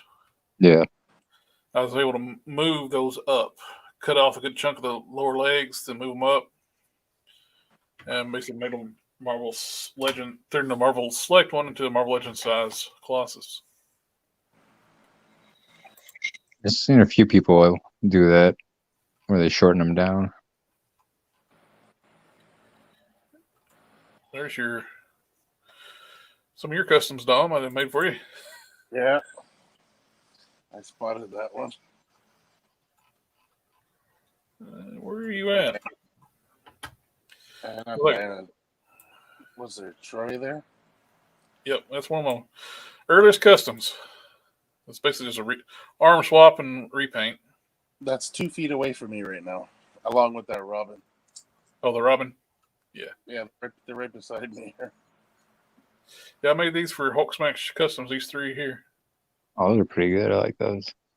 That was back, oh, geez, that was like, what, 2006? It was early on. Gee, Yeah, I was just getting out of military when you did those. Yeah, you know what? Those things held up still today. So I still I'm still rocking my custom Drax. I like it better than the official. Yeah. I don't know. He's too green in the official release. He was always this muted green in the comics when they first premiered. I was trying to. This is what I was wanting to find here. Come on, load these straps. Oh, yeah. There ain't no taping that off. Yeah, it was just erratic lightning bolts down the leg. I love the way this figure looks though. She still holds up too. I still got her on the shelf. Just more articulation. Yeah. When I did the female DCU figures, I always would fix the waist too, try to make them more natural proportioned instead of the square T. Yeah, Marvel has that problem. Some of them are just too straight up and down. There's just no proportion. The hair looks really good on her. Wish I could have had another one of those hair pieces. I'd use it for the new version. Which one is it? It's from a WWE figure. I have no idea what it came off of. Too bad you can't get Christina to do up a hair sculpt for you. She does an amazing job on those hair sculpt. That's true. I think she uses that. What is that? Procreate. Yeah. I've never tried to use that stuff. I found this helps with using any kind of green stuff or Procreate. Yeah. Sculpting Vaseline, because that stuff is so sticky. You can't hardly Yeah, if you don't dip your tools in that stuff, it's sticking to your tools. Yep. But that's another thing I have to eventually get into is trying my craft at Procreate. I think this is going to be a good base for it, though. Yep. For updated version of that character. I'm thinking about since I grabbed the arms off Shriek Body, I was sitting there looking at the Age Apocalypse Jean Grey. I updated. I hate the legs on that base figure, and I popped them off and I stuck those a Shriek legs on there. I was like, that looks so much better. I'm going to end up painting these to match. It's like because the hips are so weirdly done on that. I don't know whoever approved the sculpt on the Age Apocalypse Jean Grey. I don't know. It should be smacked because that's just a horribly sculpted figure. Oh, did you end up ordering any of those? That's Shriek on. I forget how much. Discount? I ordered 2, and it both got canceled. No, the latest one that I sent you from GameStop. Oh no, I didn't get those. If they're on sale next time I on GameStop make an order, I might have to order some though, because I keep buying them. Cause heck, I'll just buy those Shrieks and just keep replacing parts on the other figures. Yeah. Oh, guess what I heard yesterday? What's that? No, I don't know. I don't know if this applies to U.S. I don't see why it wouldn't. But one of the guys in one of the local groups down here, we have a little chat, and on Facebook we have like a little group chat thing. He told us that GameStop here in Canada is going to be selling 3D printers. What? Yeah, GameStop in Canada is going to sell 3D printers? yep. So I'm assuming that US is going to do it as well, because why wouldn't they, right? Well, it makes sense. I mean, it's a chain. They should, at least mirror each other in some way or shape or form. So I don't know when they're planning on doing it. That's probably why you guys haven't heard it yet. It's probably because a lot of the guys that are collectors in like I said, that I know up here, they are like on first name basis with the people who work at their GameStops, just so you know what I mean. I guess it's good if you're a collector, that way there you got a heads up on things that are happening ahead of time, right? Yeah. But these guys are all like buddies with their GameStop employees, and I guess he must have heard from somebody who works there that they're actually going to be selling 3D printers. I'm pulling it up and I don't see anything, so maybe it just hasn't been made official here. Is it official up there, or is it still just rumor? I haven't checked.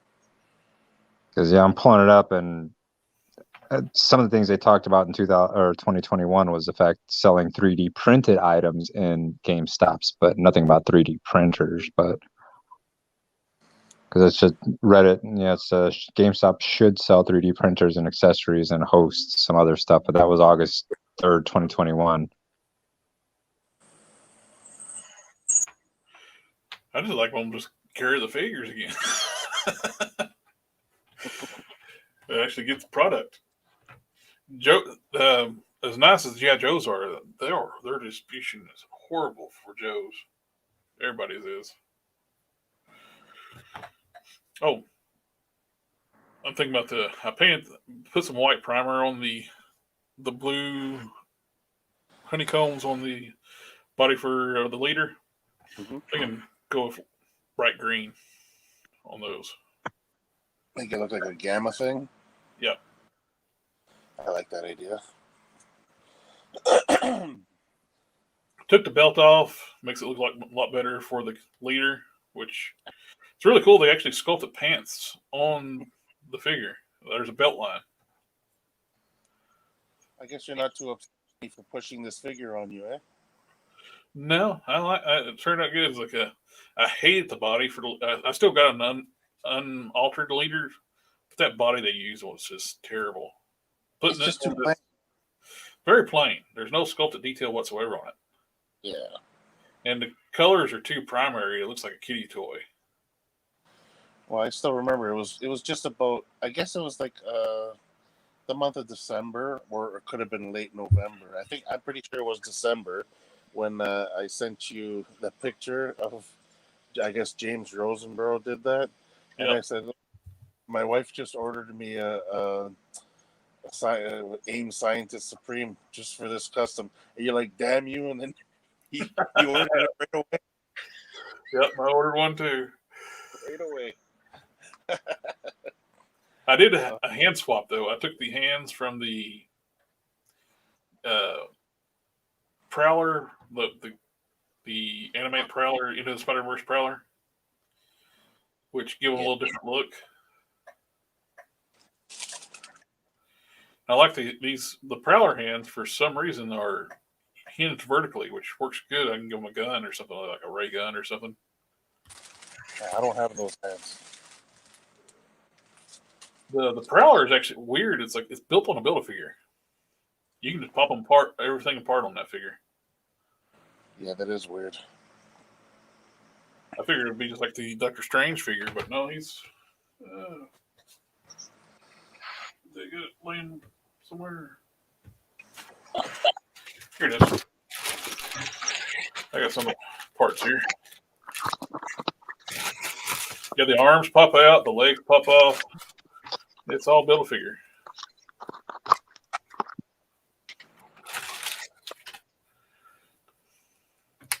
How do the hands? Are those the hands? I put the hands from the AIM figure on here, just to have this place to stick them. But yeah, just pop them apart. Figure it's something to do with the rest of the body.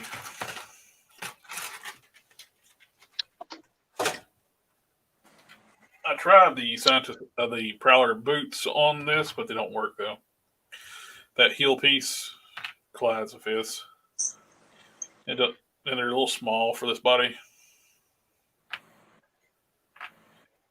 That's one thing I was disappointed with the Into the Spider-Verse figures. They did that weird cartoony look for them, and I was hoping it'd be regular figures. If I could have got that Miles to use for Zip Zap from the Strangers, if he looked like a normal figure instead of that weird cartoon styling they did for that movie. It's kind of skinny too, right? Yeah, it's part of that cartoon styling. Because if they didn't have the cartoon styling, it would have been perfect for Zip Zap. All it needed was a trench coat and a head sculpt. What about those smaller? Do you remember the comic style Ultimate Spider-Man and Miles were on the same smaller body? Yeah, those Ultimate Miles Morales, that sucker is an expensive figure. No. I mean, do you remember? I forget what wave it came with now. There was an Ultimate Spider-Man, not Miles. It was just, Ultimate Spider-Man is like on a teenager body. Yeah. And I guess the same body was. I guess they used it for Kid Nova and there was also a Miles comic Miles. Same way, the comic book Miles. Yeah, those are expensive figures. If you got those, sell those. Oh really? What about Kid Nova? Kid Nova. I don't know what he goes for, but I only got one of him. But the Ultimate Spider-Man and the Ultimate Miles Morales, the kid figures, it was on the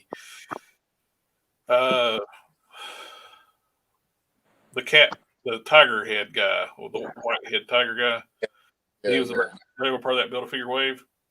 Yeah, those figures are like, I think over $100. Wasn't it Space Venom? Either Space Venom or the other. It might be, Space Venom. Yeah.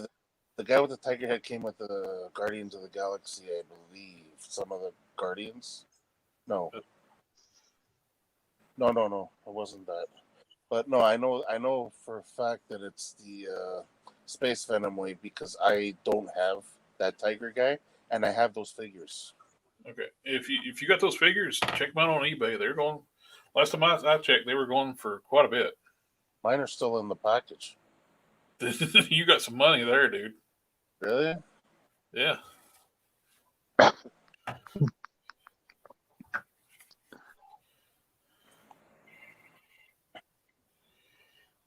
I'm trying to think. Would Kid Nova work for you for that custom you're talking about? Now, what I was wanting was like the shorts where they're sculpt. They were, if they use the regular body didn't do that stylized look because he's already got the shorts sculpted on.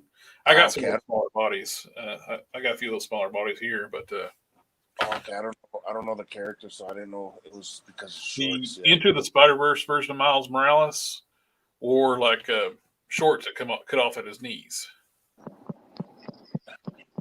So it would work great for Zip Zap is from the Strangers. He was a younger character, had super speed, wore sneakers, shorts, baseball hat turned around backwards, sunglasses, and a trench coat. I'll have to look the picture. So basically, all I would need was a head sculpt if they did a regular style, because the Miles Morales had the tennis shoes and all that. It'd been almost there. I just paint and the head and the coat, and I could have got a soft goods coat to do that. But they went with a super cartoon style. I'm wondering Mix and match parts. I don't know. Well, now that figure though, it's too expensive to try to get a hold of too, though. Yeah, I know. I'm wondering if I think I saw it on AliExpress. I don't know if they're knockoffs or if it just I don't know. Could be.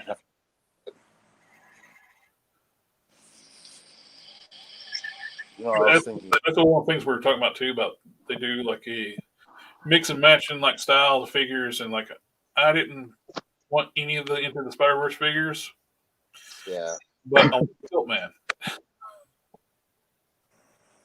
So I bought some of the Stiltman parts loose on eBay.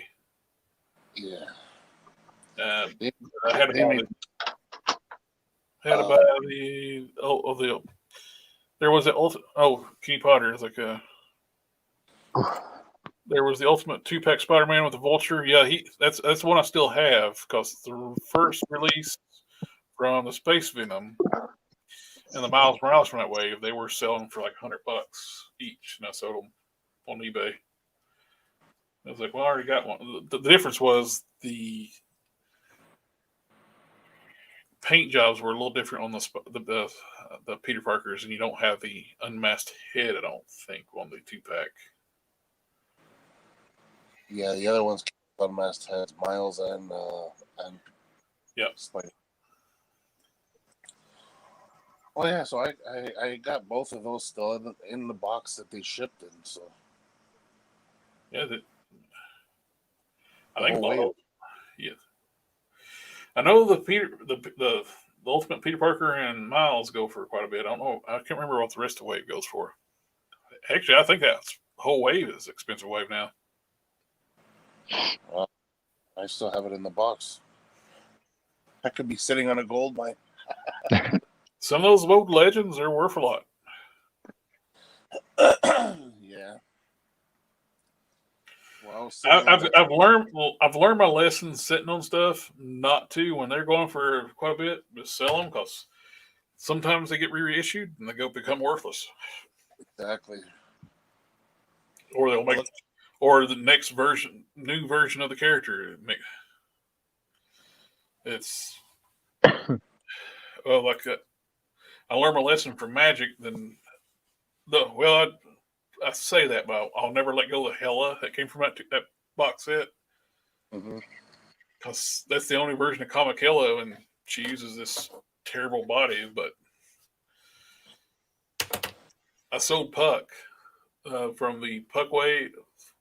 Actually, I sold all the figures from that my Puck Wave. I sold Puck for $150.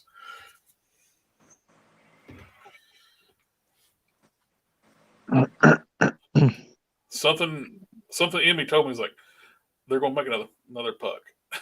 They're gonna do a box. I think it's after Sasquatch or something. Yeah, that's like they're gonna do a box set. Well, I know a lot of people are going nuts for the Tobey Maguire Spider-Man figures. Yeah, like the old Tobey Maguire figures. Like people, they said they're making a 3-pack. You don't have to spend $100 or plus for an old, outdated figure. Well, I got 2 of those super articulated ones right here on my shelf, and throw them on eBay. I know. I'm just like I don't even think about it. I also have the first movie one, which was also super articulated, but wasn't as articulated as that other one. You know how the Amazing one, Spider-Man figure, dude. It goes for quite a bit now too. Andrew Garfield. Oh, I got 2 of those. Dude, throw them up. They're $100 figure. Anybody want to buy? You're sitting on enough gold mine. You could have paid for your Galactus. Yeah. Well, I didn't even get him either. I guess you know what? I'll trade all these figures I mentioned for a Galactus if anybody's interested. I'm looking forward to getting that Galactus. Yeah, I didn't get the Sentinel. I didn't get Galactus. You know what? I passed on Sentinel. I like the X-Men, to me, the Sentinel would have been a master mold, and it's like because the Marvel Universe ones, I like those well enough where I'm good with those. Yeah, I got 2 of them, so I'm good. And I got 2. Sorry, no, I got 1 of those, and I got 2 Toy Biz Sentinels. So There you go. that's all I need. It's nice that I wouldn't have spent that. I missed out on that, but it would have been too big for me. I got that one that came with the Wolverine for the that box set. Yeah, the Marvel Universe ones. No, the Well, yeah, End no, of Days. what I'm talking about is the Days of The Future end- Past. It's yeah. the Universe one with a Wolverine. Yeah, I picked that one up. It works fine for a Sentinel size. It does. Yeah. I mean, because depending on who draws in the comics back then, they could either be super, super big but like when you look at the animated series, it's about the right size. Yeah, Exactly. Well, did you guys see those? Well, I showed you, Jared. Those Lightyear. Oh yeah, the Zerg. Yeah, the thing's about 14 inches. What, 14 inches tall, and 14 and a half inches, or whatever the case is, and compared to a 6-inch Marvel Legend, they're huge, and they look like close to Sentinel size. And somebody's already started to cast heads that fit that. He made Sentinel heads for them, and these things are going for what, 20 US. Yeah, they're cheap. So you can go out there, you can grab yourself like 4 or 5 of them if you wanted to, and then just buy a couple of those head casts, and there you go. You got a Sentinel army right there for $20 a pop.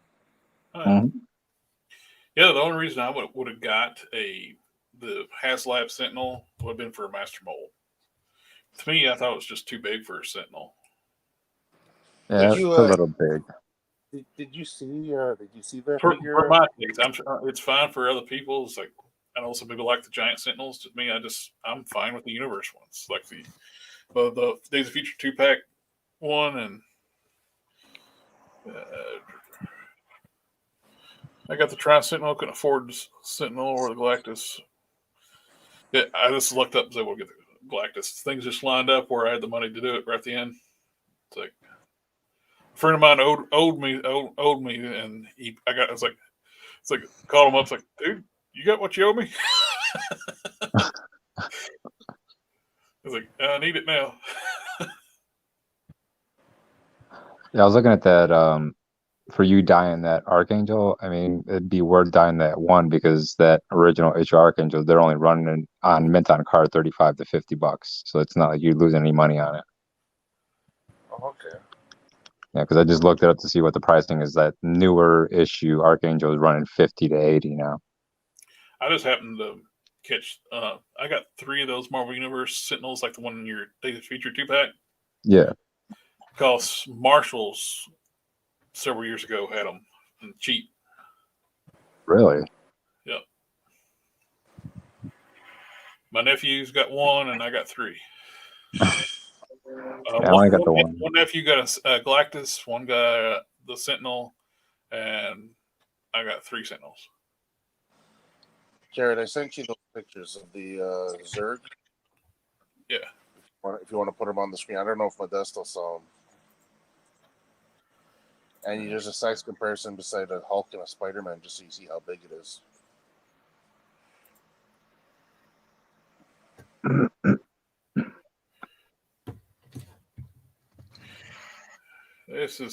This right here is truth right here. Companies lost their mind with prices. Yeah. Oh, yeah. And that was a topic of conversation we had multiple times today.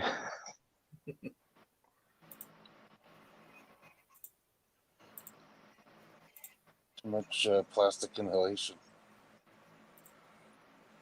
Oh, okay. Now check it out compared to the Marvel Legends. Look at the size of it. Oh, wow, yeah. The That Marvel would work. Hulk. Yeah, that would work really well. And like the articulation is not bad either. Like, I mean, they got ball jointed shoulders and hips, elbows. I don't know if they got biceps wiggles, but well, I mean, look at that. That kind of I don't know too much about X-Men stuff, but I know that somebody was saying that once he saw the head on it, it sort of looked like a classic Sentinel. So It does. It kind of fits the bill for there. Well, it worked too if you like just the crease entry was way too damn small. So you can Yeah. actually make a crease entry head for that, and then that would work better for a crease entry. Like, I mean, $20 a pop. And they also made those things that look like the Mandroid too.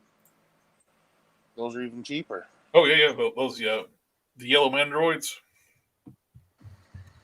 Heck yeah, definitely gonna be able to look for those. I'm hoping to hear back from Big Bad Toy Store about my Thundercats figures. Yeah, keep me updated on that. I want to know what happened. Yeah, it's pissed me off. Been waiting for these for 2 years. My pre-order was February 2020, I think. Jesus.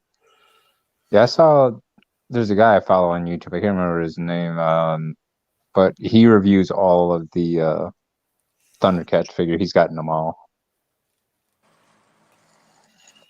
Let's see, what is his name? Let me see. Marvel Select figures made out Oh, of different it's plastics. Toy Bro. He pretty much reviews all of those. I think he's got a deal with Super 7. They sent them to him too. I haven't been on Super 7s in a while. I mean, I have to check his channel out. Well, I think that Super 7 sends Toy Bro figures early. Oh, okay. Yeah, because he seems to have them. I'll bet because he did the Jago one, he did Groon, and he did quite a few others already. Because don't they got like a Bengali and a Linkso and everything coming out or already out? The Bengali Linkso is out. I haven't opened mine up, and Linkso and Monkeyan was my other ones. They came up. Super 7's changed factories. These are super late because they were dealing with a crappy factory. Yeah. And their quality control in the crappy factory seems to be really bad too. One thing I noticed, I've heard a lot of people having issues with these Super 7, this wave of Thundercats. well, the weird thing, especially with that Groon, is that he has an ab crunch, but they molded over it with that piece, that chest piece. Yeah, it's a separate overlay. It's actually they kept give you a separate one, an extra. I had a Seahawk still in the box. Yeah. I just threw the extra parts on the Seahawk and see what it looked like. So you can actually take that off. You can have them be like a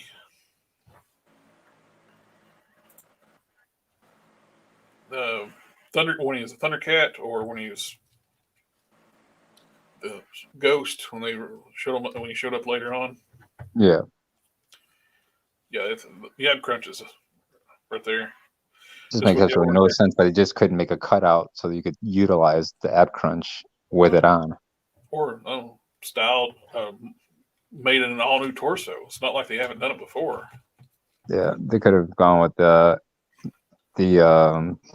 Tiger got a new torso. Yeah. So I can just do it. This is straight up Motu torso.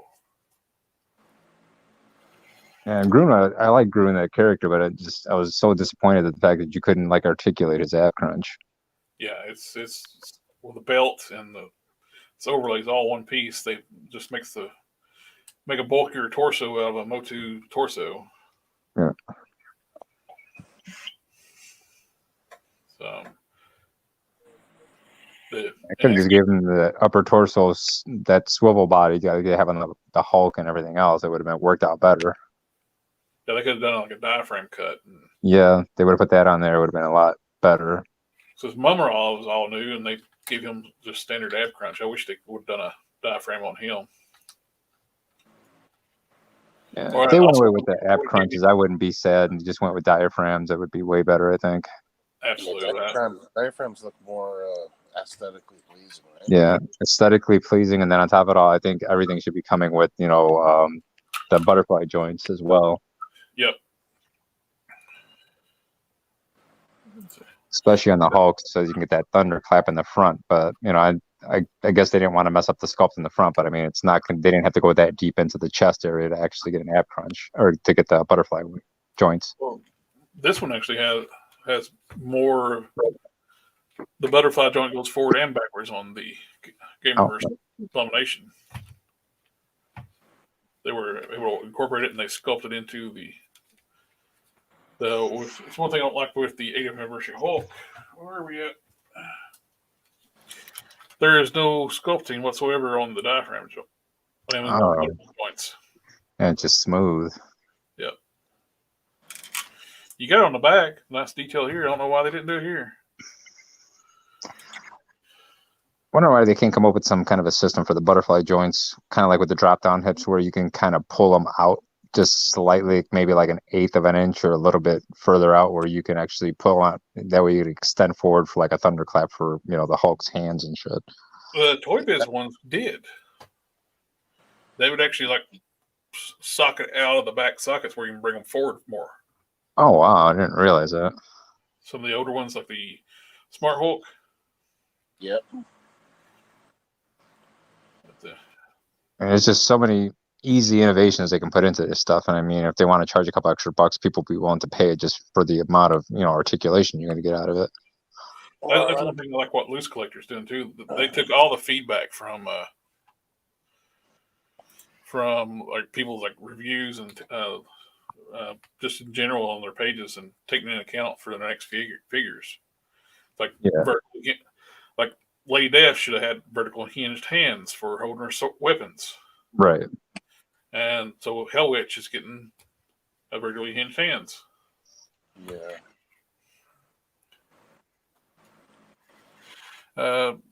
Love Tigra, but do y'all think it's tested too big? I think having all the Thundercats on the Motu bodies is not right, because their characters were very they range in size, so it does make them does call for like issues with like scale wise, like the character's not looking right. Because Jaga I thought he's too buff on this body. They should have done a new body for Jaga instead of trying to use this standard Motu style body. Same with Tigra. I think he could have been a little slimmer too. Panthro, the stockiness worked. It was perfect for him. Yeah, Panthro, Groon, bigger characters, it'll work for it. Even Mumra, because he's pretty big. Which I was talking to another friend of mine, it's Comic Book Pro. NECA needs to get the Thundercats license. Because their sculpts are beautiful. Like the gargoyles. I'm all in on the gargoyles. Yeah, my buddy just ordered both of them. What's the bad one called? I can't remember his name. Balrog. I guess that's how you pronounce it. I think so. Almost Goliath spelled backwards, except for the T in the. Yeah, those things are amazing. Yeah, they're just beautifully done. It's like I don't know. It's like the drama toy channels a while back were like hounding like NECA. It's like, well, they don't even list them as action figures. They list them as disposable goods. It's probably because for tax reasons, guys. There's tariff taxes. The term action figure only exists because Toy Biz got to exist to get a lower tax rate when they're importing their figures. Mm-hmm. Because before they were considered dolls. Dolls have a higher tax rate. So when they come up with the term action figure, they got a lower tax rate. Smart move. So that's probably why NECA lists their figures as disposable goods. It's for tax purposes, import tariffs. It's like, they know they're selling junk because they list as disposable goods. It's like, good. Are you just talking nonsense just to get views on your channel? Yes, you are. That's a ridiculously long peg on that leg right there for Groon. Yeah, it's a standard Motu style peg. I pulled it out. I tried it because I tried it out mainly because Oh wow. super loose hips. I tried it on another Motu body. Like I had like a fodder bin, like Motu fodder stuff. Yeah. And it fit perfectly. So I may end up swapping parts over to another Motu body. I think Toy Bro was saying the same thing, if I'm not mistaken, because I saw his review a couple months back. I think he had the same issue with the legs were just floppy all over the place. Yeah. Mumram actually was pretty good. My friend's comic pro, he's a big Thundercats fan too, and yeah, he said his was real floppy, but mine's a little bit loose, not bad. But here's something disturbing. well, I know a lot of people. What his the hell? His waist piece is the same color as his body, so it looks like he's nude. So why didn't they paint it, make it black? It's almost as bad as that one Ming from the Flash Gordon series they did. Looks like he's all flesh tone. Yeah. Oh, yeah. Because I actually saw one of those at Target the other day, and I was half tempted to pick it up just as a novelty item. Who knows, maybe it'll go up in price. But then I was like, nah, I don't want the naked guy sitting on my shelf anywhere. I don't know if that's on camera, but what in the world? Is that part of this design? I guess it is. Looks like these spikes are not pegged in all the way, but no, that's just the way it's designed. It's on both sides. Huh. I figured they would be the same on both. It looks just like the peg didn't get pushed all the way in, but that's the design. Right. The wrist pegs are loose, though, on this one. This side's fine. The other side's loose. You know what that means? O-rings. Have you ever tried using any of that Future floor polish? I know they don't make it anymore for like tightening up the joints. I know that was a big thing for a while in the collector community. That's right here. Fix it. Fix loose joints, extra figures. Oh, shoot. Is that out of the UK? I'm not sure. Because I know there was a couple of products like that were guy came up with it out of the UK and was selling it, but had his own little store online, but it was always sold out. Yeah, the guy was talking about the same channel was talking about breaking figures, hadn't bought a Nikon figure in 3 years. Like, I'm sure he hasn't. Yeah, they haven't. And I made mentions like, well, all you have to do is if your joints are tight, just hit them with some heat and right here, throw a little bit of this on it. Huh. Well, this is like a gear oil for like RC cars. Yeah. Like safe. If you got tight joints and throw some heat on it, just work it loose, or even pop it out completely and put a drop of that in there. You're fine. Take 5 minutes. Work your figures. You don't have to break them. It's like, well, that's too much work to do. If you don't want to spend 5 minutes to make sure your figures don't break and articulate. I don't know how many reviews I've seen where people are just bending joints and it's just the leg snaps off or the arm snaps off. Yeah. Well, this joint stuck. It broke. They make just terrible figures. Even Anthony's Customs did that a few times where he was getting ready to like push something and he's like, you know what, let me just stop right now. Yeah, that's I haven't done. I've kind of slacked off on reviews a little bit because I like my custom stuff better. Yeah. Which I'm going to review some Doctor Strange figures here soon. But I got the Target exclusive Defender Strange and the Multiverse of Madness Strange. I guess I'll do those two together to be like a review and comparison at the same time. Yeah. But if I run a figure that I'm doing a review, I will stop in the review and say, I will be right back. Uh-huh. I'm going to work this joint and make sure I don't break it. Yeah, I've seen many reviewers do that. They're like, you know what? Let me just go off camera for a second, I'll be back, and then they'll go and like do the hot water treatment or heat it up with a dryer or a heat gun, and they'll come back. It's like, all right, well, I got to loosen now. Yeah, I think I know exactly what you're talking about there, Kenny Potter.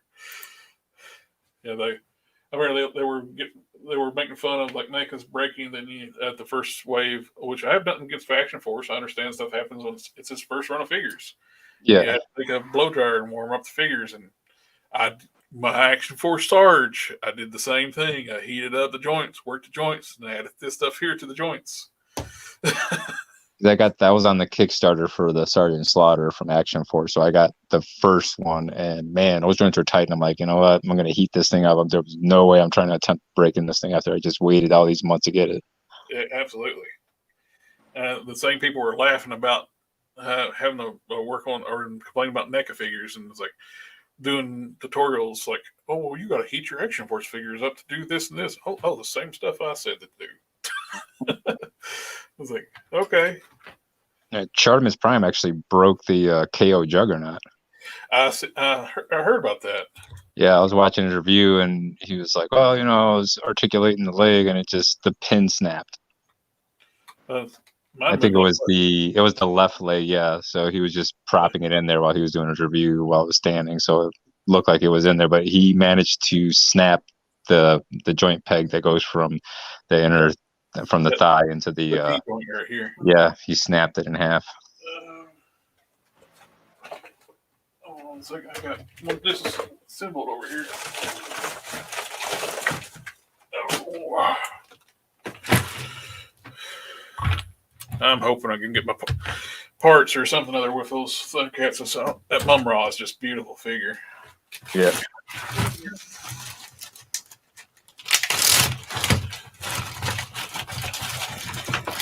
Let's see.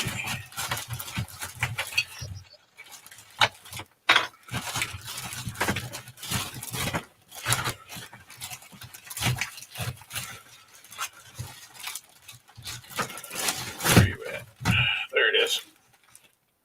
This piece right here, broke on. Yep. And he does all his reviews out of his garage, and it was a cold day, so I think he had it sitting out there, and it was just cold, and he moved it too far, and it just snapped. I can tell you what, there's little plastic cups inside here. If it gets too hot, too cold, they get real stiff, and that's what happened. Yeah, because that's what he said. Because he always does his reviews in the garage, and he was mentioning that it was probably just because it was too cold in there. I can tell the difference when a big channel does a review. Reviews traffic to my channel stops. When he did his review, the traffic to my Juggernaut KO review, yeah, poop, straight down. YouTube algorithm favors the bigger channels. Yeah. So I noticed that with Toy Bro too. Same thing. I got Sly, really horror Toy Bro. Video was doing great, and as soon as he reviewed, traffic got stopped. I think I got about 3,000 views on it. Then once he reviewed it, boop, stopped. Oh. Same way with like Juggernaut. It's still my most watched video. I can go with my content. I probably watched that damn video like 10 times already. I got 6,500 views on the Juggernaut after, and had over 6,000 when Chartimus did it, and it just dribble in now. Same with Slide. Yep, 2,900 views, 2,940. As soon as Toy Bro put his up, YouTube algorithm quit recommending my video.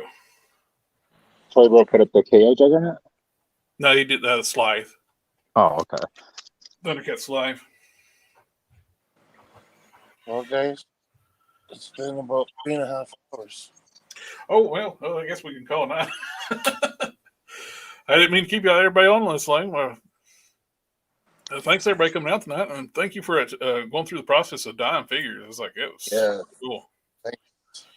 Oh, not a problem. My pleasure. Hopefully, gave you guys a little bit of insight into what you guys can do, and tweak up your methods a little bit for what you got to do. But pretty much, I hope I gave you guys some good info on it. Oh yeah, that's what we needed. I'm glad I was able to finish up another custom on live stream.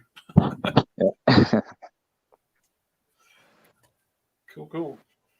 I'm definitely gonna be trying some get some dye, trying some other stuff. Yeah, you think about that Michael's, Hobby Lobby. I think select Targets pick it up, but your best bet's a Michael's or Hobby Lobby. I actually bought mine at Walmart, believe it or not. That's not surprising. I'm pretty sure they have them at Walmart here. Yeah. So yeah, and we all got an idea. We want to make an X-Force Archangel now, so there we Oh go. yeah, I think I'm totally gonna jump in on that too, Oh, for sure. because I'm not paying that $200 just for one figure, $250 or whatever, and they want 500 for the box set, and the box set's not that great. Yeah, Well, it's- box set something. I don't think the KOs would die well with the hard plastic. I I don't know. Well, you know what? I might give it a whack. Let me see. Yeah. Because I think I might have a couple extra KOs because I ordered a couple KOs back in the day, Wolverines and stuff. I think I may have some extra pieces from them, so I can try dyeing those, see how they fare. Mm-hmm. I need to get another. I need to get this one back together. So I'm gonna use one of these juggernauts for. We'll do like a Exiles team from Ultra Force when Marvel crossed over with them, and Juggernaut was on the Exiles. Oh, okay. So I need to get this one back together. Actually, we got one of the heads. Again with all the Hulk heads I've been painting. I shaved down the big bruise on his cheek, and I removed the bruising paint. Yeah. And I'm gonna repaint the eyes so it's not a beat up head.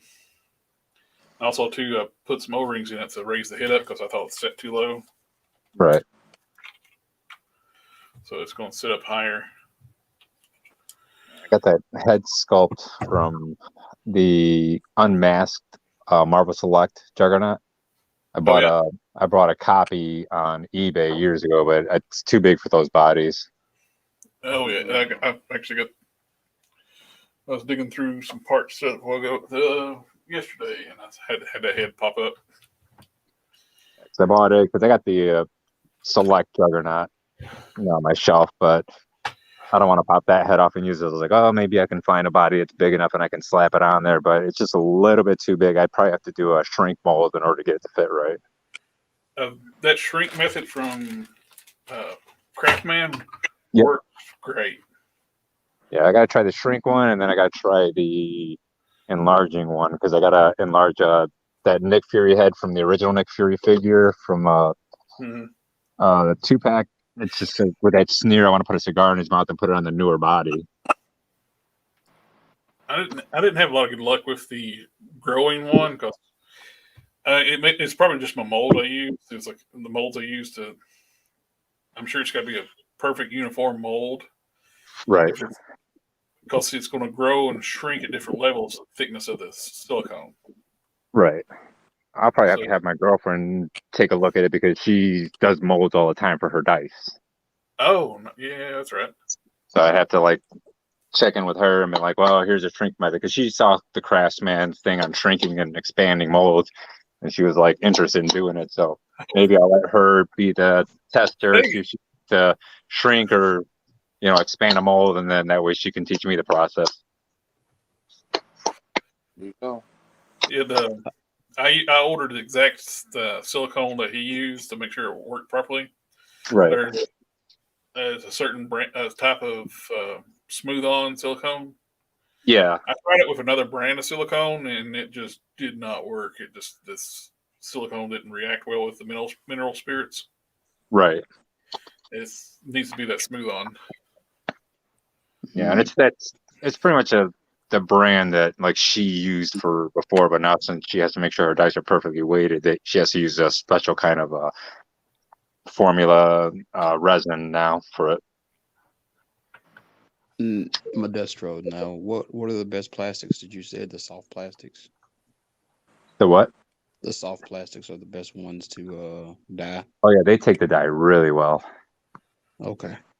The soft plastics take it. The harder plastics, like the crotch pieces, the ab crunch area, and the chest area and the back, those are the harder plastics. So those aren't going to always dye as good. But as you saw in that Morph figure, it's also dependent on the color. Because everything on that Morph figure came out black. All right. Have you tried scuffing up the harder plastics to see if they'll take? No, don't scuff.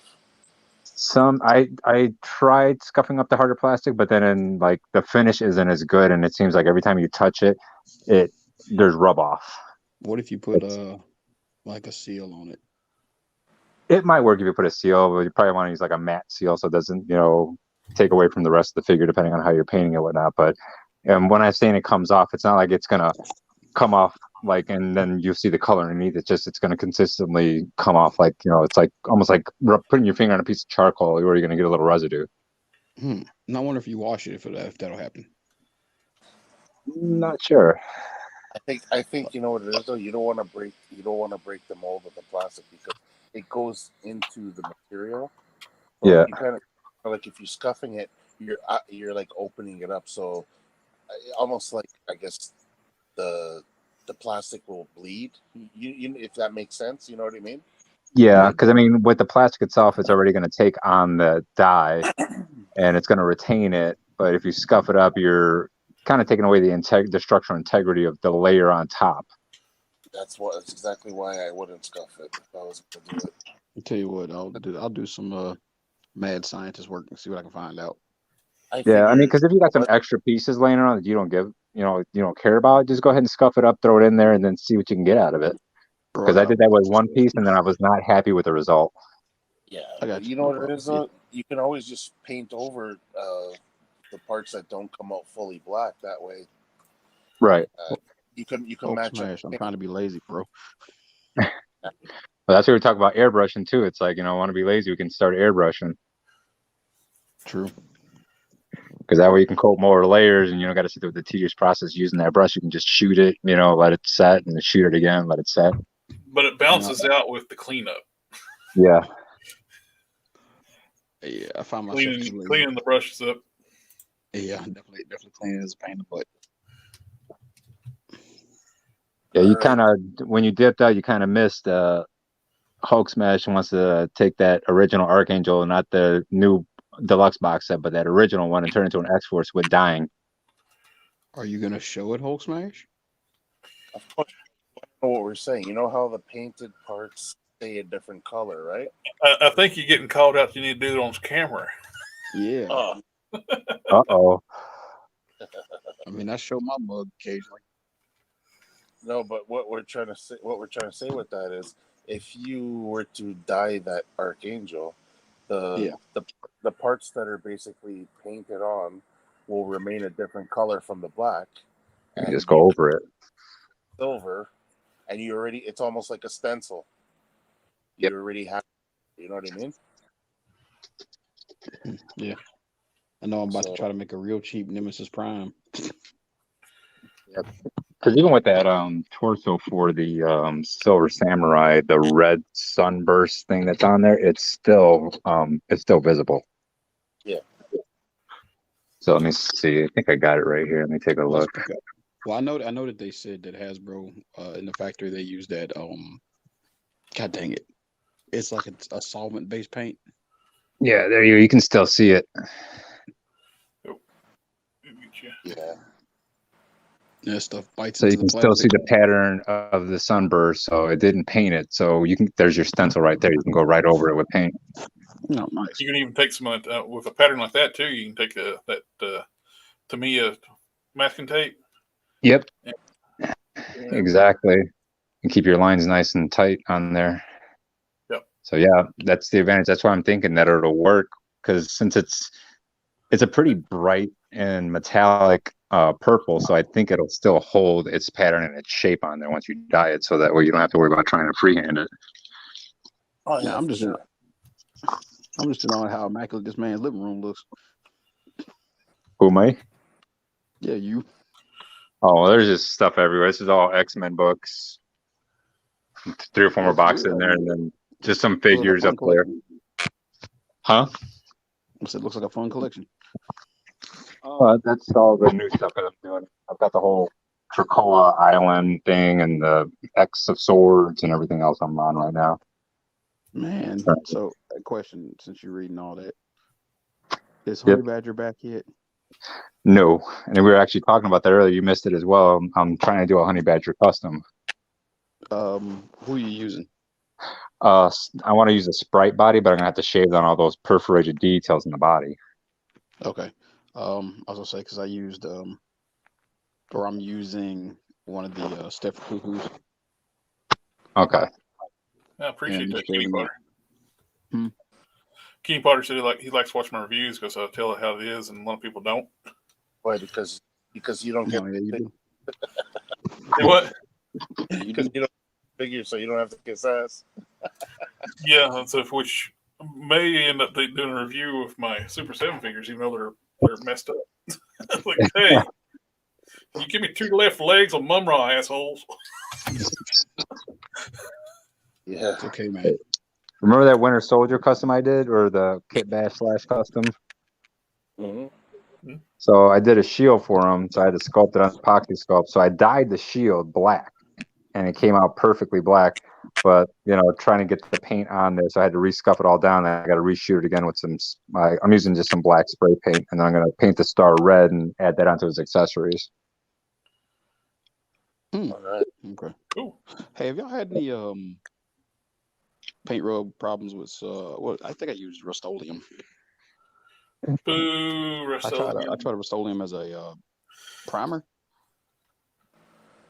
I haven't had any luck with Rust-Oleum ever even like curing properly on figures. Yeah, it's I usually use Krylon. Okay. No, that's not it. Oh, never mind. It is Rust-Oleum. I don't know this stuff. I gotta find another primer because for some reason when I was trying to shoot the shield, it kept running off of it. It wouldn't even stick to it. Yeah, that's the problem in having Rust-Oleum as They well. make a good primer. Who does? Mr. Hoppy. Okay, yeah, because like this Rust-Oleum, it's just like some pieces it primes fine, and no matter how much shaving and how much scuffing I do on it, it just will not. It'll just like run right off. It's like sheets off of it. Get Okay. Mr. Hobby. They got white primer and gray primer, and they got different fine, like 1,000, 1,200 for like fine details. Yeah. So you don't lose any details when you're priming. Oh, like Rust-Oleum and other primers like that. That's so thick you can lose like some of your details when you're priming. Yeah. Hobby Lobby carries this stuff, like the primers. Yeah, I got a Hobby Lobby not too far from me. I'll have to swing through there and get some because I've been having so many issues with that primer. I just gave up, and I mean, I hit that damn shield. I don't know, 10 times, 10 times easy. I'm sorry. That may interrupt. You were saying? Oh no, just saying I hit that shield like 10 times with that primer and it just kept sheeting off, so I gave up and just left it for what it was. I mean, it was still some base spots, but since I went over it with another paint, it was fine. Well, that's why I was having an issue with the first time. Last Sunday, I was working on the Abomination. I started to paint the head, and the paint was just the head was acting like it was hydrophobic. It's just like wanting to bubble up, like, not stick to the head. I hit it with the Mr. Hobby primer. That's fine. All right, boys. I'm gonna call it a night. I think we do the same. We're running up on 4 hours. Hey, time flies when you're having fun, right? Glad I got to come back in for a minute. I appreciate everybody coming out to hang out. Hey man, it's always a pleasure, bro. This is fun. And even though the Gobi Customs thought I was like, forgot about them. Y'all could pick on me. I'm going to aggravate you about that for at least a month. That's fine. I'll allow it. All right, brothers. You all have a good night. Let me hit the outro and let's do.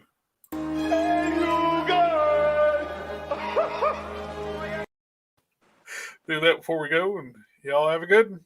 Hey, you too, man.